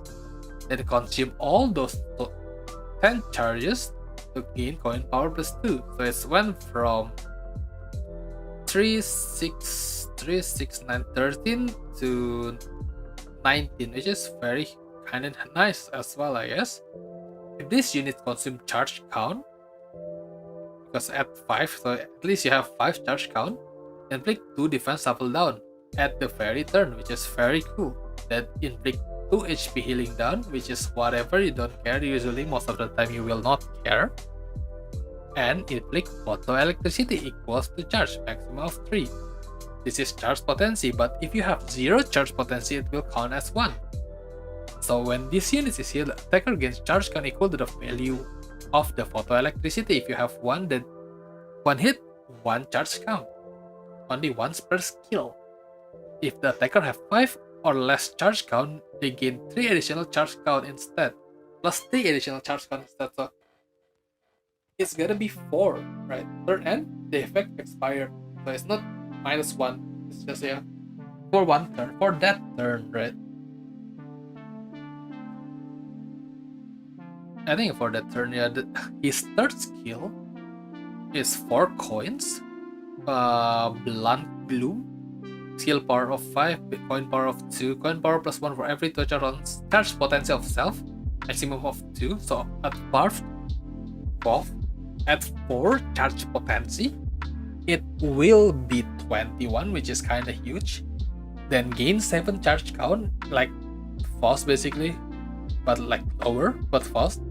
Then gain charge potency times 3 charge count as well, so 9. Well, basically the same as Faust, I guess. Inflict photoelectricity count equal to charge, maximum of 3 as well, same. Inflict 1 blunt fragility for every 2 charge, maximum of 2, so 2 blunt fragility. So this is kind of great to be combined with Faust. So you go this first, this skill 3 first, then Office Fixer, then crack Faust second, skill 3. Then both of them use the skill 3 as well. So basically that's kind of the quote-unquote combo. If you use this Heathcliff anyway, which you want. Then on use gain 3 charge count, 2 times per turn. A passive same, gain 1 charge every time consumed cumulative charge. 2 charge potency, gain 1 haste next turn. At 3 charge, gain 1 additional haste and 1 crash power next turn. So this guarantees that with his being fast, right? He is kinda guaranteed to being first to apply the photoelectricity, so the others can get charge count, which is very cool, very nice. The support passive needs 7, by the way. 7 NV, which is I think is the highest so far. First deploy ally, max charge count plus 5. When the condition are met, this effect will remain activated at the start of next turn. It is very cool. Very cool. Plus 5 charge count is very cool. Sorry, plus 5 max charge count is very cool. I think he is. The thing is he?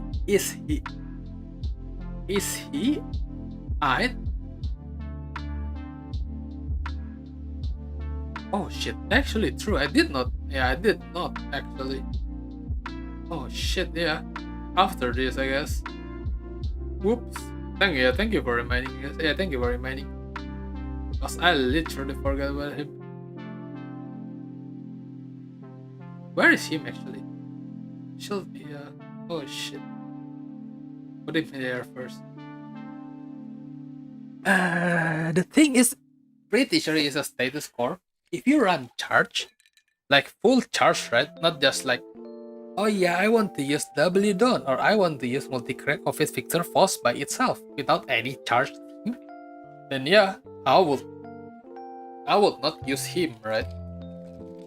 But I think he is a status core if you want to run charge compared to like our Heathcliff, which is very good, but then this railway is kind of long, and if the next railway is kind of long, then yeah, probably will opt for this instead because the photoelectricity is very good for fueling Faust and her and the others, so they can have more charge potency, and which I think is very good. So I think with that being said, I will put him here. Sorry. Also, this one is kind of not what you call it again. Not sorted, so I don't want to like him like here. But it is kind of sorted by the status, I guess. For tremor, like this is for tremor. Basically, this is for sinking. This is for charge. I guess with this one, I guess it's because it's status core, right? Like it will be very hard to see if like one here, one there. Like will be very hard to see. So I will want to group them up instead for the status core because they're more or less the same, I guess. But this one is better than this. But under it, it's fine, I guess. But then, doesn't matter, I guess. Doesn't matter that much. Oh, yeah. Do we? Oh shit! I didn't do Edgar Family Air Gregor, I guess. Edgar Family Air Gregor or Linton, right? Linton. Low HP, high speed, high max speed, low speed, I guess means speed. A slash 1 coin, 5 plus 6, so 11, 1 coin power for 3 sinking, so 13. So 15 with clash power, 15 clashing power, 13 coin power, which is very cool. Then on his skill 2, sorry, if the target is 2 coins slash gloom, base power of 4, coin power of 6. Target 6 plus sinking, coin power plus 1, so it can go to 7, 11, 18. Clash power plus 1, everything. So 20 clash power, 18 clash power, right? Clash wind inflict 2 sinking count. That on hit, if the target has 5 or more sinking, gain 1 haste next turn. That on hit, inflict 3 sinking count. So basically this skill is plus 3 sinking count positive, which is very huge. Because it is very hard without like Ramshang and other stuff to get sinking count, right? That his third skill, 50, all of them are 50 by the way, like, is it? Oh shit, my friends. Okay, all of them are 50, never mind, yep. 50, right? Yeah, which is a huge offense level by the way, right? His third skill, 4 slash last, 4 base power, 3 coin power, clash power plus 1 for every thinking max 3. So it's gonna be 12, 16, 19 clash power, 16 attack power, which is kinda low, I guess. But if the target is staggered, inflict plus 3 sinking count. If the target is defeated, inflict plus 3 sinking count on 2 random enemies. The staggered get more sinking count. Defeated, inflict more sinking count on the other enemies. But after attack, right? On hit, sinking, 1 sinking, very good for mirror dungeon. Then for absorb, 10 sinking for the target and gain 1 plus coin boost and 3 damage up next turn. 50% chance to gain the buff effects without absorbing sinking. So I don't remember if you need the 10 sinkings like the T-Don. Pretty sure you need to, I guess. No, pretty sure you don't need to. But it will absorb 10 sinking anyway if you don't have it. And you get 50-50 chance by the way. But if you get the without absorbing 10 sinking, it is very huge by the way, because 1 coin boosts 3 damage up. Like before a certain ego, right? I don't think you need the 10 sinking.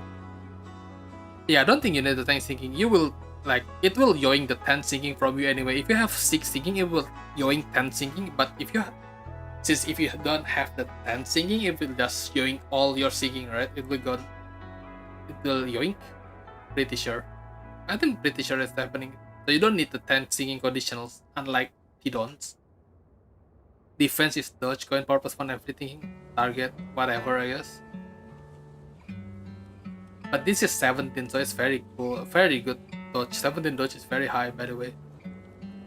Then passive, 3 gloom rest combat start, gain 1 damage up and 1 fragile for every 5 SP difference between combat start and last turn. So damage up, but you gain fragile. More damage, but you take more damage basically. Deal 2% more damage for every single potential target, maximum 40%. Then support passive, combat start 1 ally with least SP, lose 5 SP, then gains 1 gloom damage up. You know who will benefit that? Wild Hunt Heathcliff, of course.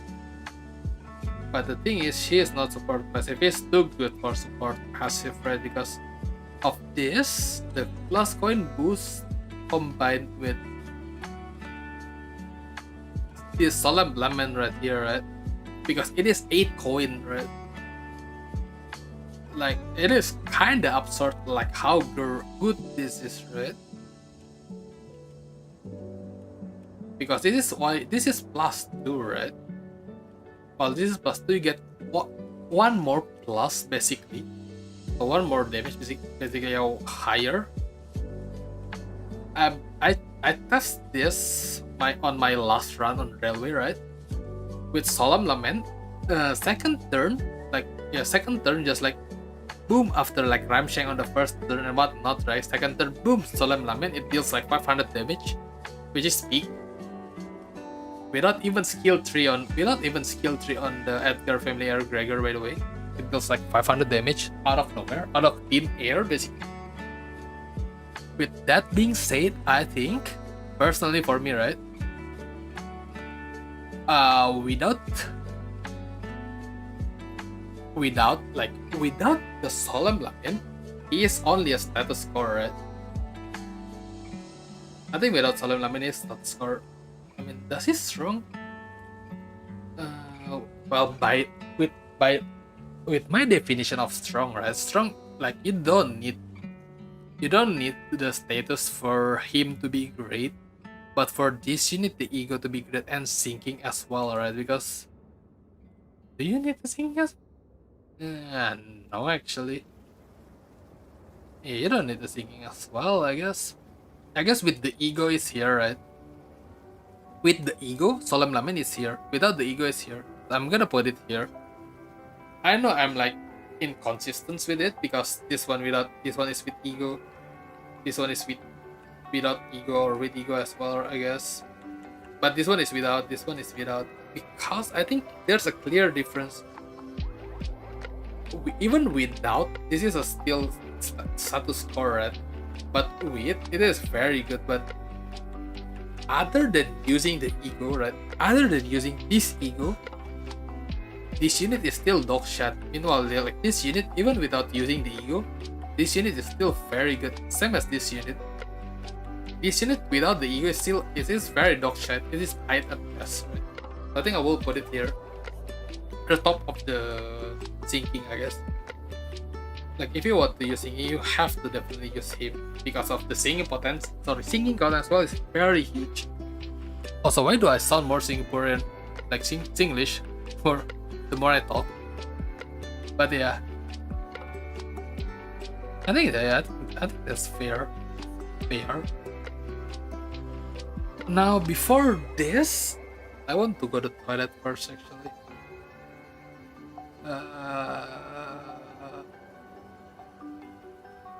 Yes, toilet on the break, right back, and then I turn out the webcam because my webcam is on the. Yeah, my webcam is blocking the door, so I have to move out my webcam. So be right.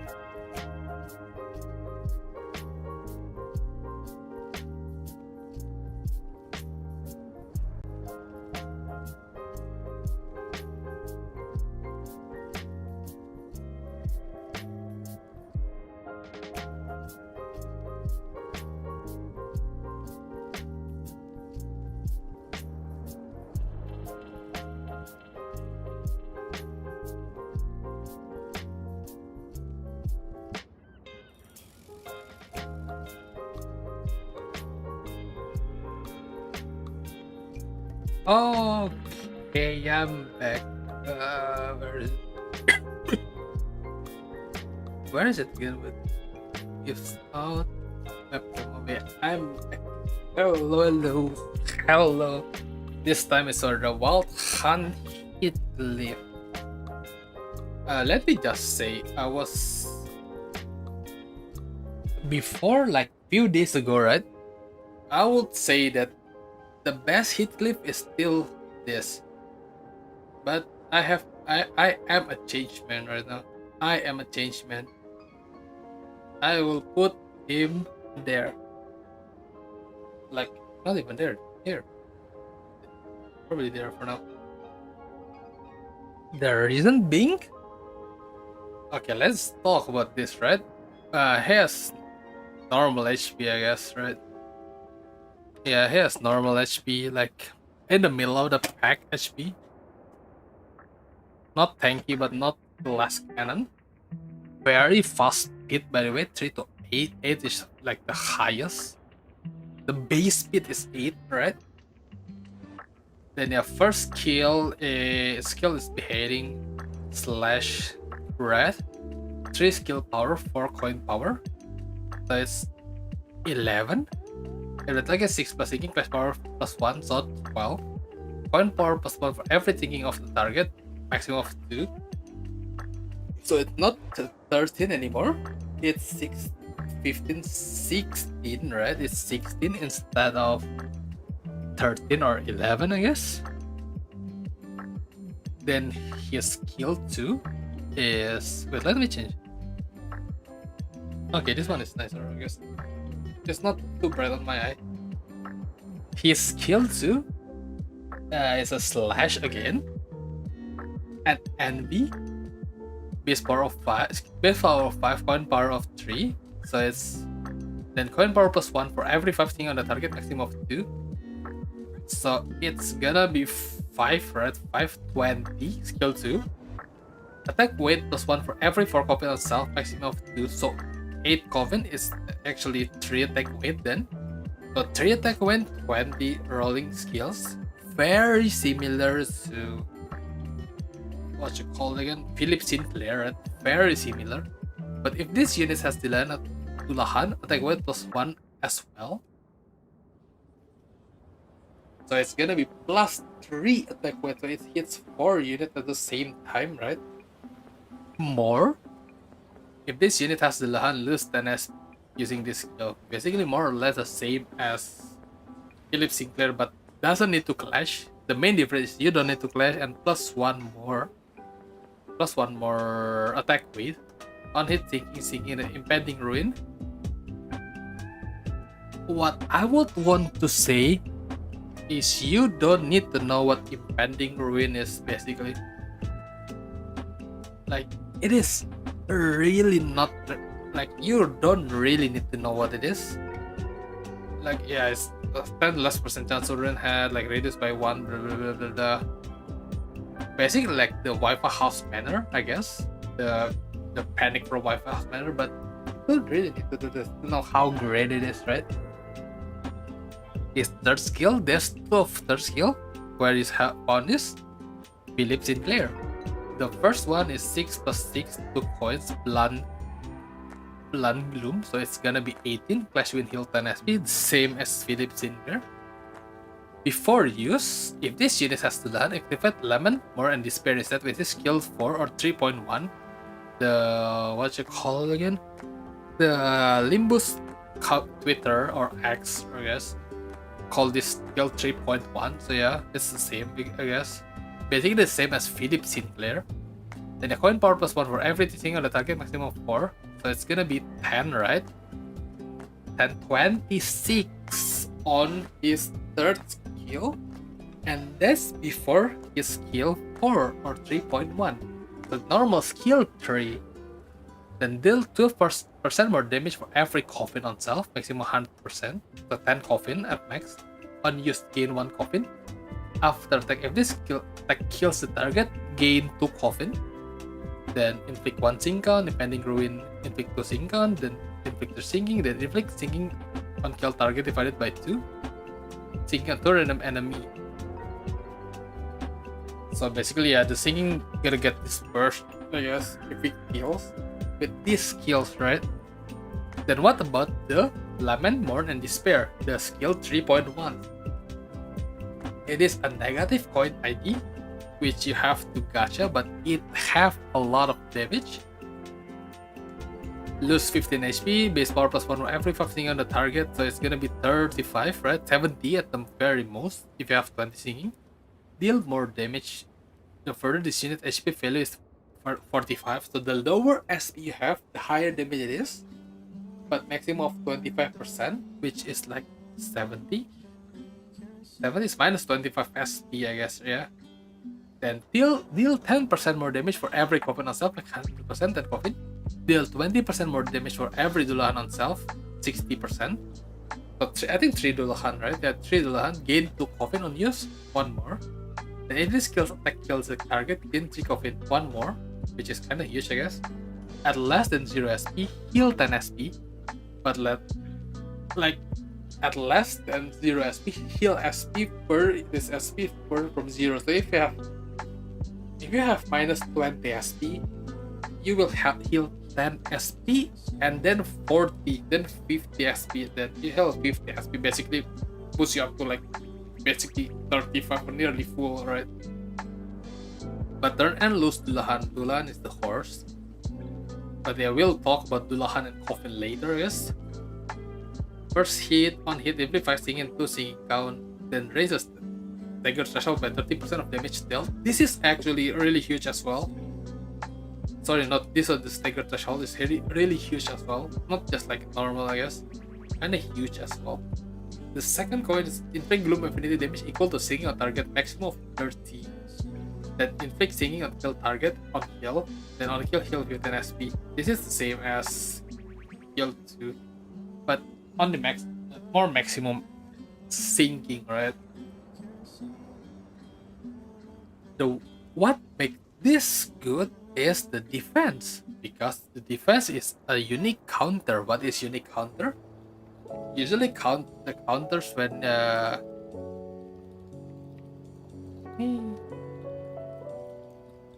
so let's say this is you.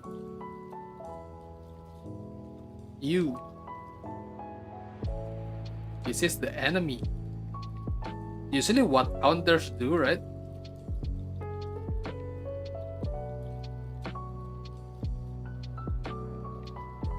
Let's just say this is counter. That what counters do is they hit you, you hit back, right? But unique counter, I don't know what's the difference. But unique, let's just say this is unique, is instead of the same this, you clash instead. So you don't have to get damage. That's the main difference. But before use, if this unit have the Dullahan and has 15 SP, use Lament, Mourn, and Despair as counter. So if you have Dullahan, the horsey, and have 15 S or more SP, you use clash with skill 3 instead of skill 1. Like instead of counter here, you use skill 3. Then combat start if this unit does not have Dullahan, gain 1 Dullahan next turn. So this is a way to get Dullahan, is to counter, the unique counter, sorry. Then on use, coin power plus 1 for every 3 singing on target, maximum of 2. So it's gonna be, so this is 9, 13, right? So it can beat 15, right? Flash win, gain offense level up next turn equal to the number of flashes divided by 3, max 3, divided once per turn. So if you have like 9 flashes, it will have 3 offense level up. Turn, and if this unit has Dullahan, lose Dullahan, because if you use Dullahan, well, you will lose Dullahan anyway, right? But I will just say you will lose Dullahan. If you have Dullahan, you will lose Dullahan if you double counter. So usually, no, sorry. Let us talk about the Coffin and Dullahan first, I guess. Coffin is basically a damage up, 2 damage up for every 3 value, maximum of 6. So 9 Coffin will give it 6 damage up, which is 60% more damage. 60% dynamic multiplier. Raise minimum speed by 1 next turn for every 4 value. So the minimum speed is not 3, will be 5 at max, right? And then 1 clash power up every turn for every 5 value. Clash power is whatever, I guess. And the Dullahan is the Dullahan max value of 3. So in 3 turns, right? In 3 turns, we will get 3 Dullahan. And then gain 3 offense level, lose 3 defense level. I don't know if it's based on like how many Dullahan you have, but I don't think so. Turn and gain 1 Dullahan next turn at 25 SP. Minus 25 SP or less, however, completely lose Dullahan. If you have too low of SP, you lose Dullahan. Sounds similar? It is very similar, right? Turn and if this unit has Dullahan, lose 15 minus coffin per 2 SP minus 10, minimum of 10. Basically, you lose SP. Very similar to Philip Sinclair, right? And then the passive. It has 2 passive, I guess. The Dullahan and the combat passive 5 on and V on deal 1% more damage for every 1 sinking on the target, maximum 50% HP. Very cool, more damage basically.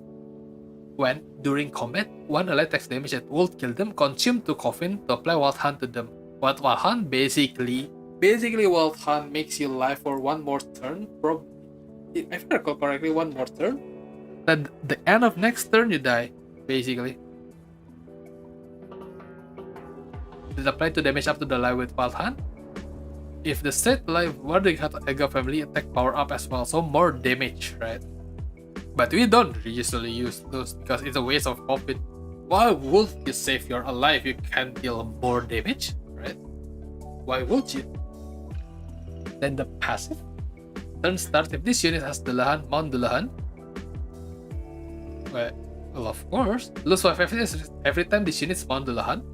If 3 or more allies have been defeated in this encounter, gain Dullahan next turn, once per encounter. If this unit gets staggered due to the raise stagger threshold when mounting Dullahan, they cover from stagger. So if you counter, you lose, and you get staggered, you will not get staggered next turn, and you will mount Dullahan. And then 1 coffin when killing the target. If you kill a target, any target, you get 1 Dullahan. The support passive is 3 Gloom Resonant ally with highest SP will deal 5% more damage to the target with less than 0 SP. Target less than 0 SP deal even more damage to further damage of maximum of 20%. If the target does not have SP, the set ally inflict 1 more singing potency encounter with their skill and the effects of their attack skills. So basically why this is cool, because this has a lot of damage, right? I think I calculated it with only 1.2 fatal to blunt. It can deal like 350 damage or 300 damage more or less, like very fast in railway, right? Because it deals very fast damage and you don't need to roll for 3rd skill. You can just like counter, then counter again to use 3rd skill, then counter again to Dullahan? To mount the Dullahan, then counter again to use the skill 4, then counter again. So you can use the skill tree very liberally. In my opinion, this is like Philip Sinclair, but actually better. Like what they intended to do, but it's actually way better than Philip Sinclair. And I think it is the meta unit of the season, because how much damage it deals is very crazy. Is what, yeah. It balances the need of thinking units. While you're stinging this shit, right? A lot of singing, a lot yada yada yada, singing. You don't need to have singing to make this work. Like the current railway. Alright, there's the current railway team, right? The core unit, the 7 unit, because well, or 8 I guess, depending on how much you want to suicide. Is this right now? 1, 2, 3, 4, 5. 1, 2, 3, 4, 5, 6. Where's 1 more? Oh, yeah, this is the core. Like, do you see any way you can inflict more singing except for DG Honglu? Even DG Honglu usually use for his skill 1, right? Because more damage, haha, very funny. But they usually only use for the for his skill one, which doesn't give much either. So this is a team for the quote-unquote world record run rate. He could use this why Ishmael. But yeah, this is you don't even need sinking for him to be good. Imagine if you are on the sinking team, which is very huge damage by the way, right? With that being said, I think it's meta, especially for long fights because I think this is the quote unquote counter, not counter, like quote unquote the other part of our Heathcliff. Like our Heathcliff is very excels in like probably 7 or 8 turns, right? Under 8 turns, under 7 turns, he is very good at it. Meanwhile, this is like if you have more than 5 or 6 turns, it will get better and better because how much coffin it gets, how much blood it is, like how constant the damage is, even without like giving additional fragile. It is very cool. It is very much damage. So I think I will put in all meta because I tried it. It is very cool. Then what do we have here? Oh, 4 more before we go to Ego. I think Ego could be very fast because I can just yap my way through it. So yeah, let's go through it, I guess. From the Isang, lobotomy Solomigo Isang. To be honest with you, right? I really don't know what this. I really don't like. My understanding. Let's just say, right? My understanding of this is like 9. This one is like 9.5, probably closer. Than this is probably like 5, 5.5. I barely understand shit. But yeah, this is another Walpurgisnacht unit, the lowest HP. They up to 8, which is very fast, same as Walthan Heathcliff. 2 coins, Bright Pierce, 4 base power, 4 skill power, 4 coin power, so it is gonna be 12. At 10 plus more, the Living and the Departed clash power for 1 plus 1. Living and the Departed is just a fancy way. Like, shit, no. So, like, Living and then Departed, right? It's just a fancy way to say this is potency. This count. Basically interchangeable.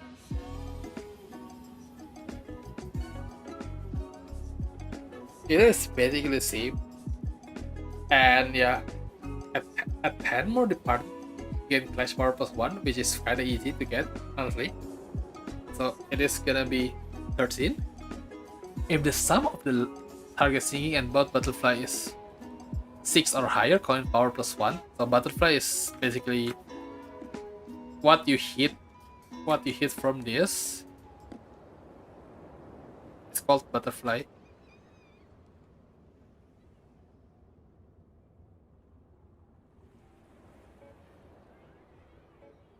It's called butterfly, right? Clash with inflict to sing count, consume first coin, consume 1, living and the departed. The inflict butterfly equal to the living and departed consume, then consume or the living 1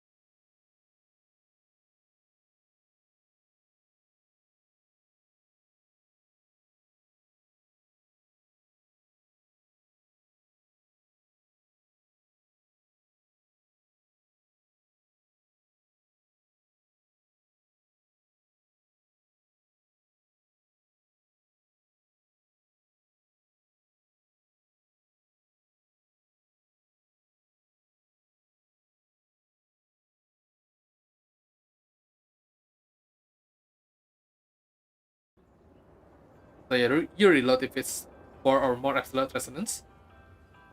First coin is consume 5, then inflict 5 butterfly basically. Then consume 1, then inflict butterfly. I haven't told you about butterfly yet. Butterfly, basically base value 0, maximum value of 15. The potency on the count direct called the living and the dead. It's basically the same the living and the dead as well for the enemy. So the butterfly. So butterfly. Let's just say this is a butterfly. Meter length. This one is called living and the departed, same as well.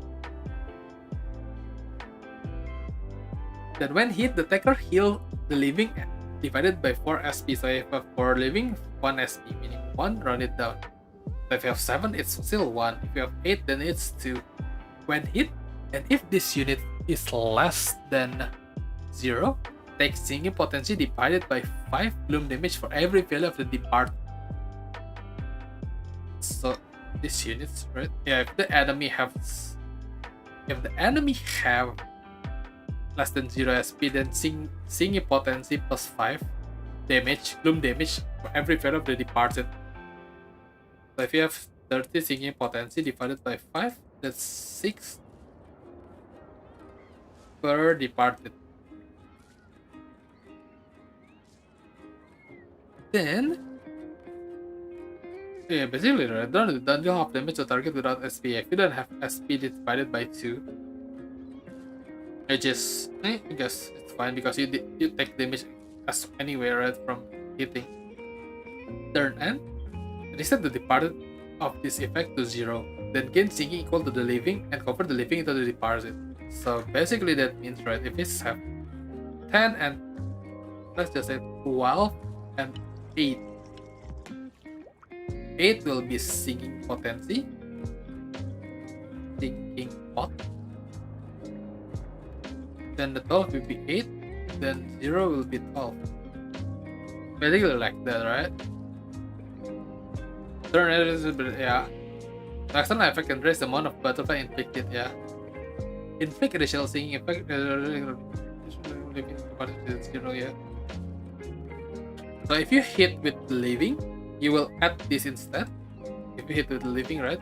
If you hit with departed, you will add this instead. Basically, that's what's about it. More or less, unless I was wrong. Pretty sure I'm not gonna boost, but I think it's not. Right? I think it's not, unless I have been completely wrong for like 1 month or 2 months, I guess. 1 month. Is skill 3, which is a pierce slot. 4 coins, base power of 4, coin power of 3, base power plus 1 for every 5 value of living and departed max 4, so it's gonna be 8 this one. Coin power plus 1 for every 6 value of some target singing and both butterfly maximum of 2. So 2, so 5, right? 20, 28. 28 skill 3 is quite high. 4 coin as well. Then Clash Wind inflict 3 singing count. So it's only -1, right? I think all of them except this is -1 here. This is neutral, -1, but you get the butterfly instead. Butterfly is kind of nice because you have singing potency, right? You get a lot of singing potency next turn. Well, up to 15, I guess, but yeah. Consume 1 of living departed, then consume 6, then consume all the rest. So if you the nice one thing about this, right? Since you start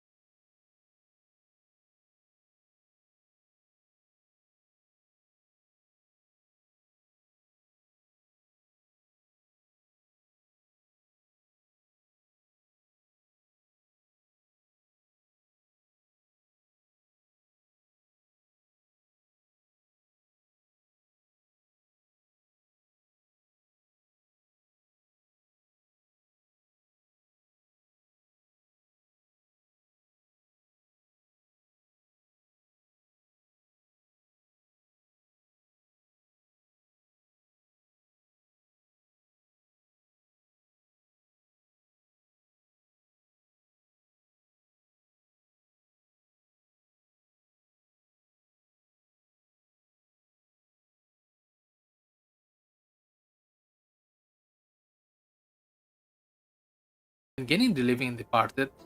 This is based on the current SP. At 0 on higher, less chance of living, more chance of departed, but less than 0 SP, more living, less departed, basically. The probability is calculated separately for each ammo consumed, so it can, well, have a 30 and 70, right? You could get like 10 and 10 still. Just be lucky, bro, for it. And the support passive is when an ally hits with a skill, consume 2 singing on the target to inflict them with 1 butterfly for 3 times per turn. I mean, it's consume the target but 3 times. Kinda, yeah. If you don't like it, right? It's kinda, yeah. Because you consume 2 singing, right? Overall, I would say that I think overall I will say that not super passive. I think he is meta. I think he is meta just because of I might be biased because every time I use him, it is very good, right? Because probably strong. I don't know. Oops, sorry. But probably strong actually. I don't know if it's meta or strong. Let me consult the best tier list that ever is. Where is he? Okay, not meta yet. Where? Oh, best in trolls here. I kinda don't know. I mean, the SP is really nice. The singing is really nice. Right, then the butterfly that interacts with other as well is very nice. I don't know if it's actually like very good or not because this is only skill trees. I actually don't know if it's very good or not. I don't know if it could be like meta wise, but at the very least he is very strong. I would say he is very strong. Would be meta, I guess. For simplicity's sake, right? For simplicity's sake, let's just say it's strong. Maybe could be bumped to meta, depending on like what tomorrow brings, right? Because I only want this meta to be at most 10 units. I don't want to like have like all of these are here, right? Well, they might be good, but yeah, I feel like Ring Sang is better than this. I don't know, might be biased. Let's just consult here. I mean, there's Sims here. I don't know. Is it status specialist too? Like at most, right? At most you will get like 15 sinking, right? Which is huge, by the way. Yeah, don't get me wrong, it's very huge, but it is very hard to get that. You have to be like low SP, right? Yeah.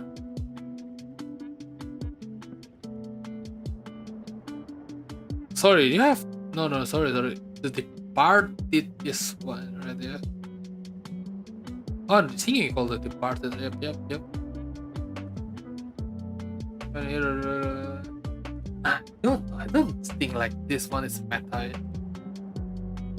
It hasn't grown on me, to be honest.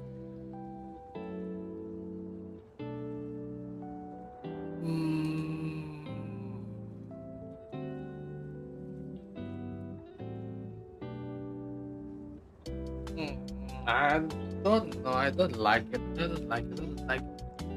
And let's just put it there, I guess. Yeah, then I think I'm gonna call it quits because it's 6 AM already. I might fuck up with my scheduling. Because yeah, I have to do something very soon. So the ego will be tomorrow, I guess. Yeah, the ego will be tomorrow, I guess. Fuck it. It will be a lot of parts, I guess. Yeah, let's start from the Ryoshu, I guess. Okay, let me check. Yeah, I want a detailed explanation for each of them, I guess. But yeah, tomorrow, I guess. I kinda hate this because this is kinda long as well, right? But the Red Eyes Ryoshu kinda not the lowest HP, but close to normal, kinda okay speed. Her skill one is 2 coins blunt envy, coin power of base power of 4, coin power of 4, so it's gonna be 12. At 7 plus red ice coin power plus 2, at 7 plus penitent clash power plus coin power plus 1, clash penitent clash power plus 2, sorry. So it's gonna be 16 rolling skill 1. Let's just review what is penitence, what is red eyes, so you don't have to be like confused what they are.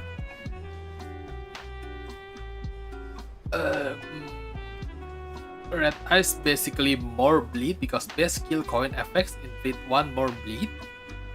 Like, yeah, this one is 1 more bleed, right? Max value 20, yep.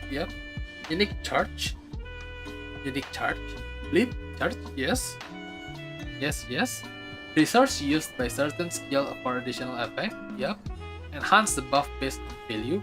So there's 3 stages. If you have 1 to 7 red eyes, 8 to 15 is stage 2 or red eyes alert.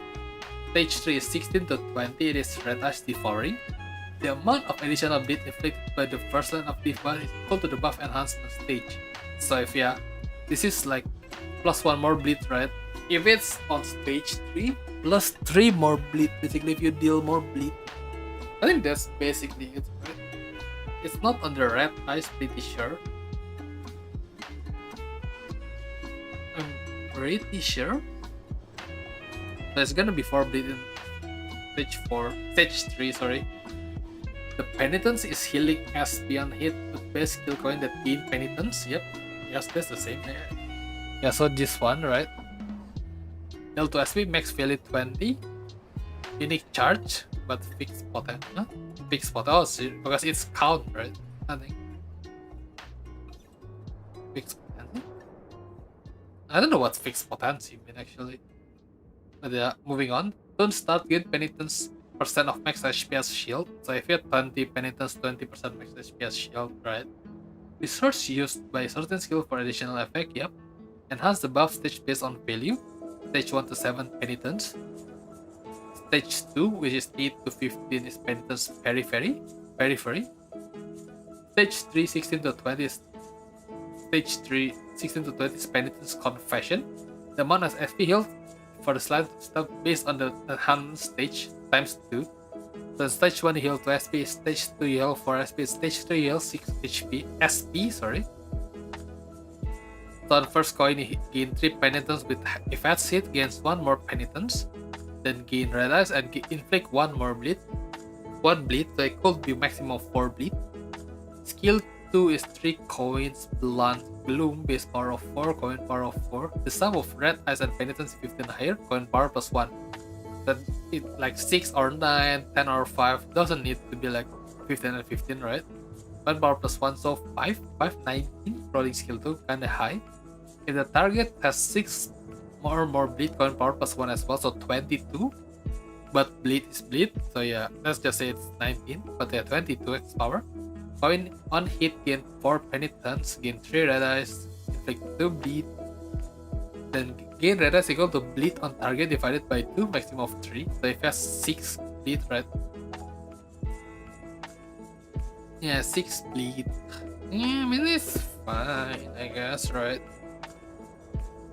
I don't know if this is like pretty sure it's rounded down.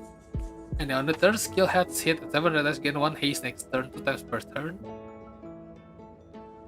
2 times because if more than 1 skill, which we will not discuss because this is not other game mode, right?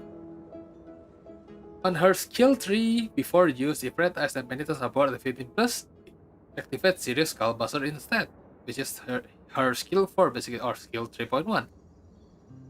If this unit speed is faster than target's, coin power plus 1. At max SP, class power plus 2 and coin power plus 1. If this effect activated, lose 15 SP. So yeah, coin plus 2 coin power because this is 3 coin, blunt loss, base power of 5, coin power plus 4, it becomes 6, right? Then 6 times 23, 25 flashing power skill 3 without anything, right? This is like 0 conditionals, 25, very cool. Is it zero condition or just faster and max SP, I guess. But at 25, then gets 7 red eyes, 7 penitence, 3 bleed, and then heads it, gain 2 penitence. On it, heals have 1 alive. Heal HP, heal SP basically. Then on her skill 3.131, 3-1, 4 basically. On use consume all red eyes and penitence on self. Needs to be both at 15 plus, mind you. So not like 10 and 5, both need to be 15 and 15. So coin power plus 1 for every 5 red eyes consume, maximum of 4. Base power plus 1 for every penitence consume, max 4. So yeah, it's gonna be, because it is 3 coins, right? Blunt same. It's basically the same, but more base power and more coin power. So 4, 8, 16, 24, then times plus 9, 20, 33, which is huge, but only 3 coins, right? But still huge. After attack lose 15 HP, gain ashes only remains. Ashes only remains basically you cannot get red ice or penitence for next turn. So yeah, like a stop for to gain red ice penitence for 1 turn. Yeah, cannot maintain red ice penitence, but yeah, when gaining red ice with base skill effect, heal stealth and 1 ally with lowest HP. When gaining penitence, heal SP basically. Only for 1 turn though. Then deal 4% more damage for every red ice penitence consume, max 160%. So because the max is 20, right? Max value of both is 20. So I have 20 of both at 160%. Then heal self and HP with based on penitence. Then heal self and 1 ally with this SP penitence. Inflict 3 ban and 2 attack power done next turn. Which is alright, I guess, right? Defense is counter. On hit, gain 2 red eyes once per turn. Then less than 7 eyes, get 1 more. Same with penitence, more or less the same. The passive, I think this is the first that you need to have 2 resources, which is gloom and last, but only 3. When hitting an enemy with coin that gains red eyes, deal more damage, deal red eyes more damage. Gains red eyes like this, kill red, gain more. This one again more. This unit speed is faster than target by 3 or more, deal an additional red eyes divided by 2% more damage. Basically you have more than 3 speeds, double the bonus damage. If the target bleed, gain 1 red eyes. That's why the bleed is, I mean the bleed is not all at the last one except for the first kill, I guess. But the way to gain red eyes to basically hit with bleed, I guess. Not interchangeably, like link with bleed. By hitting an enemy with coin that gains penitence, deal % more damage, same. If the target SP lower than this unit, additional, same. Without target without SP, their SP count as 0, yeah. So if you have more than 0 SP, double the damage based on the penitence divided by 2. So it's 10%, right? So if 20 is 10%, so 20%, so 40% more damage if you have both 20 and 20.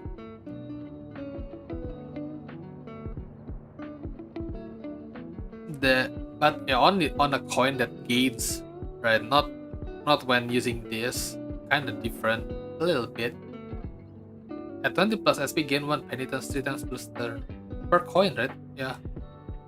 When hit by enemy, gain 1 penitence, which is kind of nice, I guess. The passive, like the passive that always active for her. When gaining charge count, gain red or penitence instead. Red and penitence are affected by charge potency. So yes, could not be with the W Outis, but you could, like teleport or photoelectricity will help her.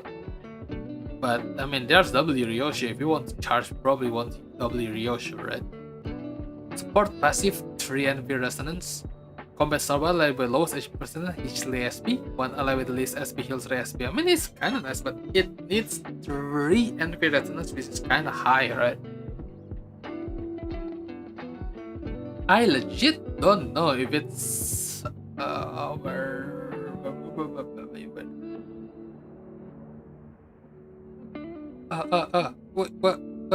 legit don't know if I would put it meta, because I think at the very least it is very strong, right? I haven't played this unit that much, but I feel like it's not as strong as these 3 units I was talking, right? I don't know. Like, maybe it's because it's kind of hard to gain serious skill buster very fast. Right? First of all, it's kind of slow, and it's you take all of them, but it is a burst damage. It is a huge chunk of damage, but I think it's very slow. The only part if you use like photo electricity from outside, basically outside half that if you charge the photo electricity or what you call it again, electric streaming Meursault or telepole Don Quixote, right? Then it kind of be fast, but this is basically like you have charge, but it's instead of 20 charge count maximum, it's 40 more or less. Which I think is kind of too slow, to be honest with you. I think it's kind of too slow, so I think I put it strong. Maybe I'm wrong. Maybe someone can prove me wrong in the comments for tomorrow. Because yes, you have seen it. Probably I will stream it for like a few days, for just for the tier list, right? But I will put it strong for now. Oh my god, my heads are hurt for this. My heads hurt for this. Then moving on to the Dayfat Association, North Section Rodion, Dayfat Rodion. Quite tanky, quite fast as well, quite chunky as well. Slash last 3 base power, 4 coin power, 11 coin power plus 1 for every 10 courier trunk or self, or for every 6 Raja or the enemy, maximum of 2, so 15, sorry, not 13, 15 on use. If the target has 15 plus Rapture and 3 Rapture Crown, the skill does not consume target Rapture Count on hit, but does not inflict Rapture with this skill on hit effect. That doesn't consume Rapture, but doesn't inflict Rapture as well, which is, I think, is nice, I guess. On hit, get 1 courier trunk. If this unit has less than 15 courier trunk, gain 1 additional courier trunk. That gains 3 Rapture. What is courier trunk? Courier trunk, turn start, gain 3 stack. Stack does not expire upon retreat. It is stored instead. Why is it still retreat? Because it has later, but yeah. Something about retreat. At 10 plus stack, rest min and max speed value by 1, so it's gonna be 5 and 8. So she's gonna be very fast, right? At 20 plus stack, gain 1 cash power up, 1 slash damage up as well, I think, pretty sure. At 30 plus stack, on skill use, take stack damage and more like, basically you take damage and HP and SP damage every time you hit, like every time you use skill and every time you turn end. So the more you have it, like after 30 stack, the 30 stack is the limit, like 29 is the limit. If you 30, you will get a stack damage, you get more damage for yourself, more SP for yourself as well, SP damage for yourself. But I think it's I think it's fine, I guess. In my opinion, it's fine. I tried with like 30 plus courier trunk. It is absolutely fine. Doesn't matter. Well, her second skill is courier trunk gadget reveal is a slash red with a 3 coins, base power of 4, coin power of 4 is 16. Deal 2% more damage for every courier trunk of self, max 40%, so 20 courier trunk. Coin power for plus 1 for every 10 courier trunk of self, for every 6 raptor on target, 20 courier trunk as well, coin power plus 1. So it's gonna be 622, very cool, very high. Target 15 rapture and 3 rapture count, it's not consumes target rapture count on hit, same as the skill 1, right? But it will still inflict rapture. That's nice. But yes, that's right. On hit, get 1 courier trunk. If this unit has 15 courier trunk, gain 2 additional courier trunk. Very nice. At hit, gain 1 haste. At 15 plus courier trunk, gain 1 additional haste. Like gain 2 haste basically at more Then 50 courier trunk. Inflict 1 defense cooldown for every courier trunk on self or for every 5 rapture on the target. Maximum of 6 once per turn. It is very cool if you have 30 courier trunk, right? Like, no, wait, let's talk about her skill 3 first. Deal 4% more damage for every, sorry. It is slash, gluttony, base power of 5, coin power of 4, 3 coins, so it's 17. Deal 4% more damage for every courier trunk on self, like 80%, so 20 courier trunk is saved. Coin power plus 1 for every courier trunk on self for every 6 raptor on the target. Maximum of 2, same as skill 2, right? It's gonna be 6, right? 6, 18, 23. Yeah, 23 and 80% dynamic multipliers, very huge. If the target has 15 plus rapture and 3 plus rapture count, the skill does not inflict rapture count with its hit effect. Instead, reuse its last coin. But it still consume rapture, right? But the second coin on hit inflict 3 rapture count, which is basically if it doesn't have 15 and 3 rapture count, it's basically quote unquote neutral, I guess, right?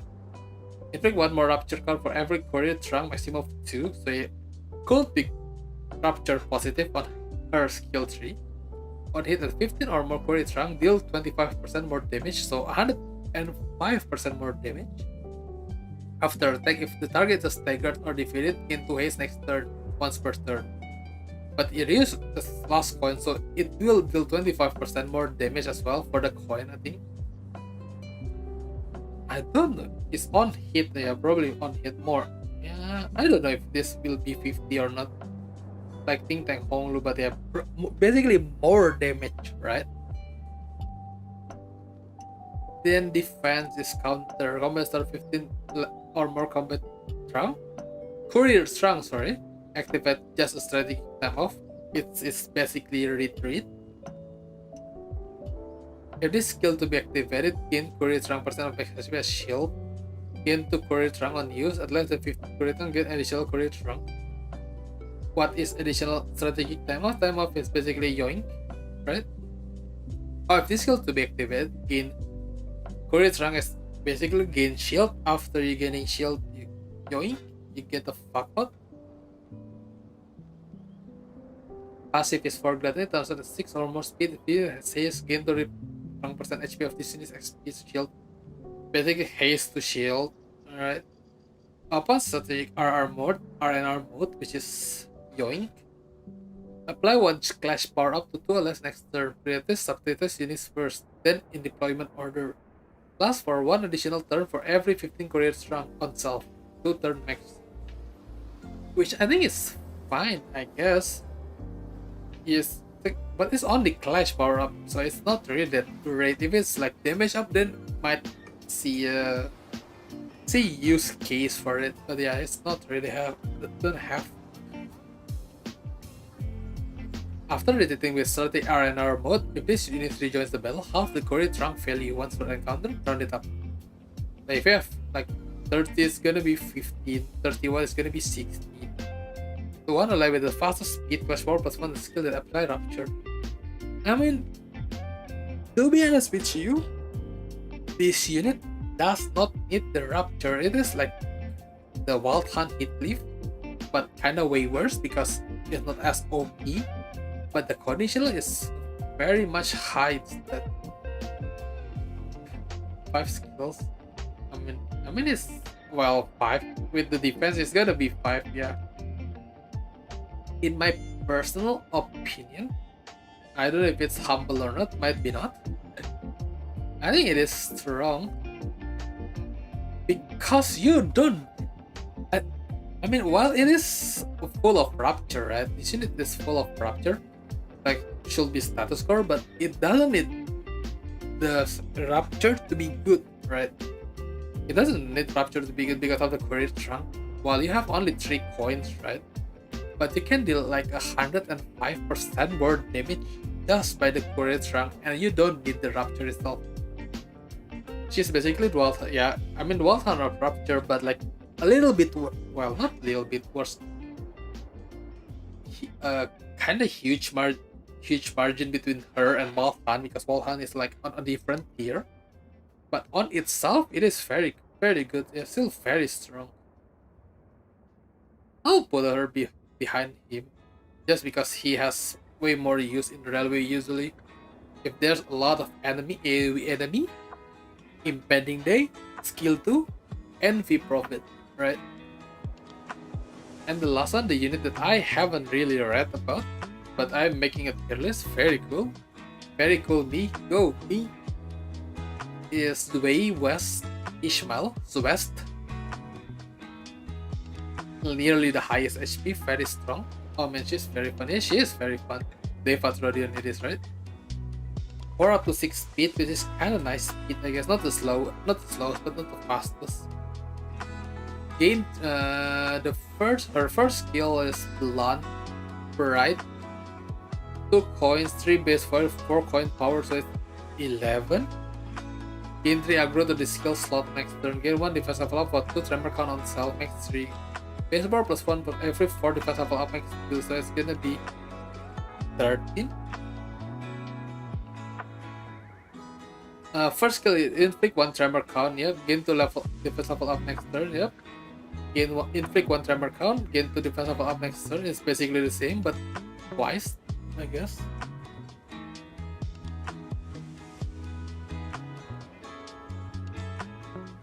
Defense level up is this one, right? Then skill 2 is Blunt, 3 coins, Envy, 4 base power, 4 coin power, so 16. Gain 5 aggro the skill slot next turn. Gain 1 defense level up for every 2 tremor count on self. Yep. At 4 or more defense level up, coin power plus 1. So if you have 4 like this, it's 4, right? So you get coin power plus 1, which is 19, kinda high. Inflict 4 tremor, gain 3 tremor count, then inflict 4 tremor potency. Gain 4 defense level up next turn. Inflict tremor equal to tremor count on self divided by 2. Kinda nice, I guess. At 8 or more defense level up, inflict 1 attack power down. I don't like attack power down. Her third skill is toward Gluttony, base power of 4, coin power of base power of 5, coin power of 4. That's 4, 8, 12, 17 is gain 1 defense level up for every 2 tremor count on self, maximum of 5, yep. If this unit is defensive stance, deal 7% more damage. Coin power 1 for every 4 damage defense level up on self. Maximum of 4? What the fuck? Gain 10 aggro to the skill slot next turn, so 4, 8, 16, 24, 29. 29, very cool. Flash Wind, 3 tremor count, inflict the tremor, consume a tremor count on self. Inflict the value of count, consume a tremor on the target. What? A tremor on the target, maximum of 20? Wait, is this 20 tremor on target or 20 tremor count from you? It's the same, never mind. It's the same, never mind, but it's actually the same. Why do I question that? Still access tremor percent max 50%, so you need 30 self tremor, right? Yeah, 50% more damage. Trigger tremor burst, then reduce target tremor count by 1. On hit, if this unit is in defensive stance, trigger tremor burst, then reduce the target tremor by 1. What is defensive stance? Defensive stance, you need to use defense. Combat star gains the defensive stance, which is basically, I think, the same as borrowed time, right? More or less. But its extend its duration instead of the, what you call it again? The borrowed time. It extends. Reduced by 1 at third end. Yeah, I mean it's same as borrowed time, bro. When a unit gains the effect, gain the following effect next turn. Fix this unit speed to its minimum value. 5 defense level up. Each of these units slots gain 10 aggro, yeah. By chaining skills, this unit can draw enemies attack towards the unit regardless of speed. Oh, kinda nice. Upon Flash Wind, trigger Tremor Burst. Cannot be staggered by damage. Ooh. Unbreakable coin, so you cannot lose basically. Well, doesn't break, I guess. Flash Wind, Tremor Burst, unused 10 Tremor count. Oh, I mean the way to use this, is basically gain stance every 2 turns. No, you don't want to lose the defensive stance, right? Well, like I mean, you kind of don't matter except for the skill tree, right? But you can just like defense for 2 turns. You get it next. It's every turn, but yeah, the thing is, defensive stance give 5 defense level up, but you get enough defense level up in like skill 2 anyway for the skill 2, and yeah, skill 1 is enough, I guess. Well, not enough, but they don't really care about defense level up on these 2 skills, right? Only for skill 3, so usually you probably just want to defensive stance to skill 3, right? I think the play is like there. But you get 10 tremor count anyway if you use defense, so probably better than using skill 1, I guess. Right? Because tremor, yeah. I think it's better to use defense instead of like skill 1. Which is the same shit, right? Yeah. I think it's better to use this for tremor count, so more damage on skill 3. I think that's the play. Passive, a combat star gain defense level up equal the tremor count on self. Yeah. So you get 10 tremor count as well. It's just very huge, right? If this unit is defense, it's a double the amount of defense level up gained for the buff effect. Yeah. So you have a shit ton of defense level up anyway that you don't really need actually. Support passive and combat star compared to each other. I think yeah. I think the one this basically meant, right, to defense level up the one who takes the most amount of damage basically between turns. The defense up. Yeah, I mean the defense up is nice, but like yeah, you skill. I think the play, right, is the defense every time you skill 1 because it's the same color anyway. So you use skill 2 and skill 3, but you defense every time you skill 1 basically. I think that's the play. Maybe sometimes here also, but a lot of damage here. The regress is also very unique with she loses a clash. That's not an unbreakable coin, right?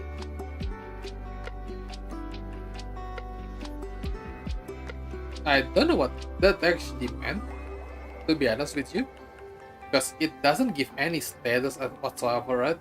It's only change the coin power to 1, but it doesn't have any effects whatsoever.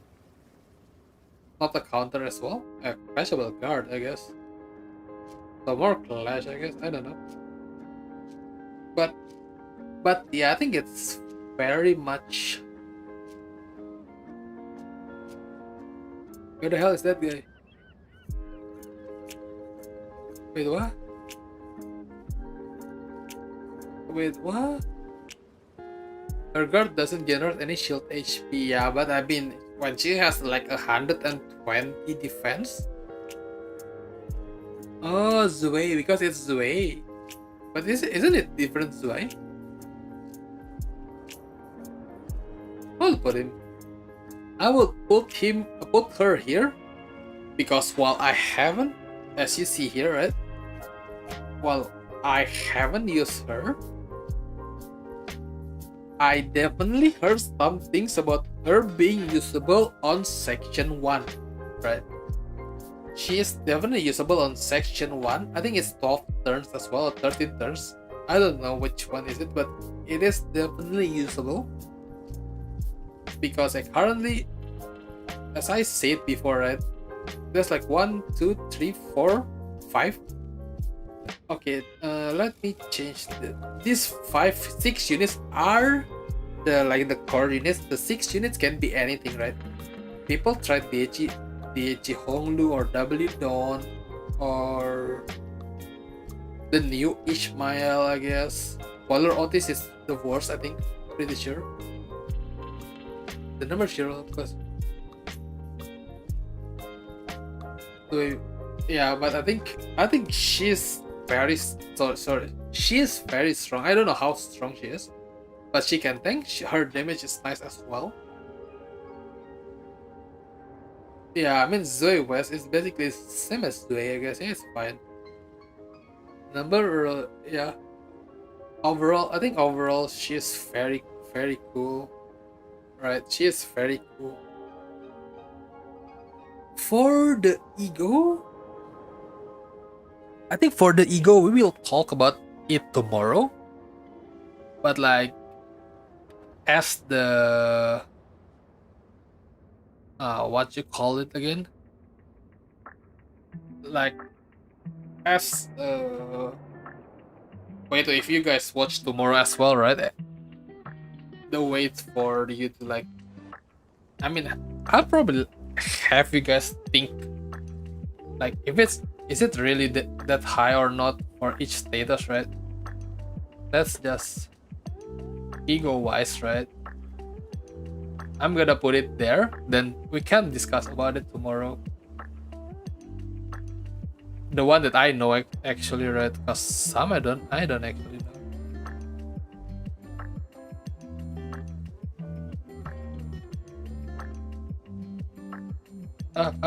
Yeah, what? Fuck, where is it?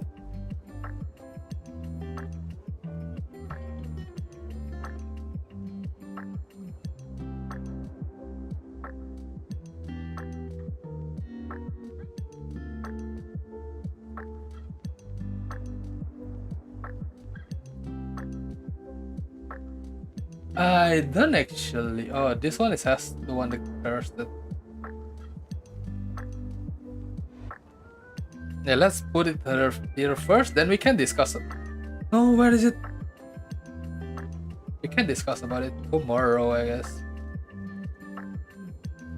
I really want to put her there, actually.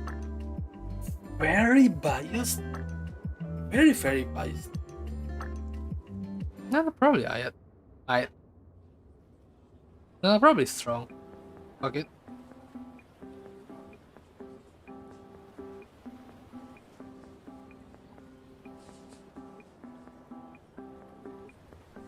Where the hell is? Oh.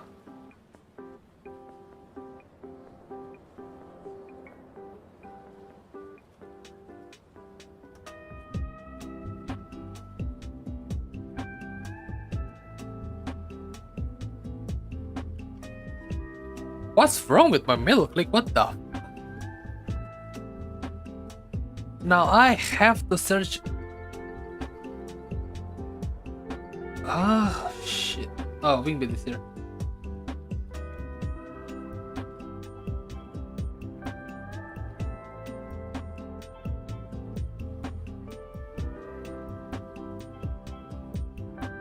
What's wrong with my scroll, by the way?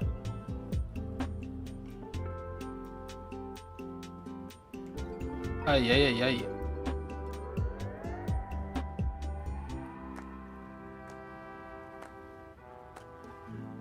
What? Holy fuck, what's wrong with my scroll? Where is it died now? Yeah, fuck it.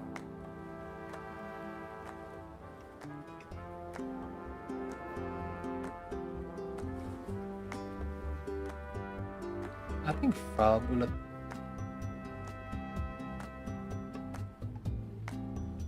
Okay, what was it searching for again? Binds? I think binds, right? Where the hell is it? Here.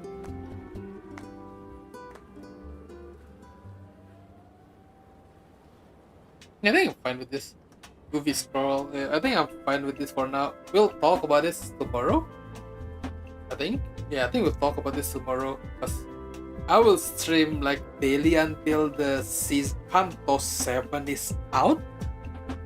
So from today's, well, my Monday, but yeah, you guys Sunday, I guess. Sunday, Monday, Tuesday, Wednesday. Hopefully, the tier list will be done. But yeah, I think for the ego it will be like here. But yeah, come back tomorrow to see the explanation behind with them and the season 0 IDs. Season 1 ID. Season 1 IDs include the season 0 that come with them as well. So like this one, right? Because this one is technically season 0 ID, but it comes out of season 1. Sorry, season 4. So I'd count her at season 4.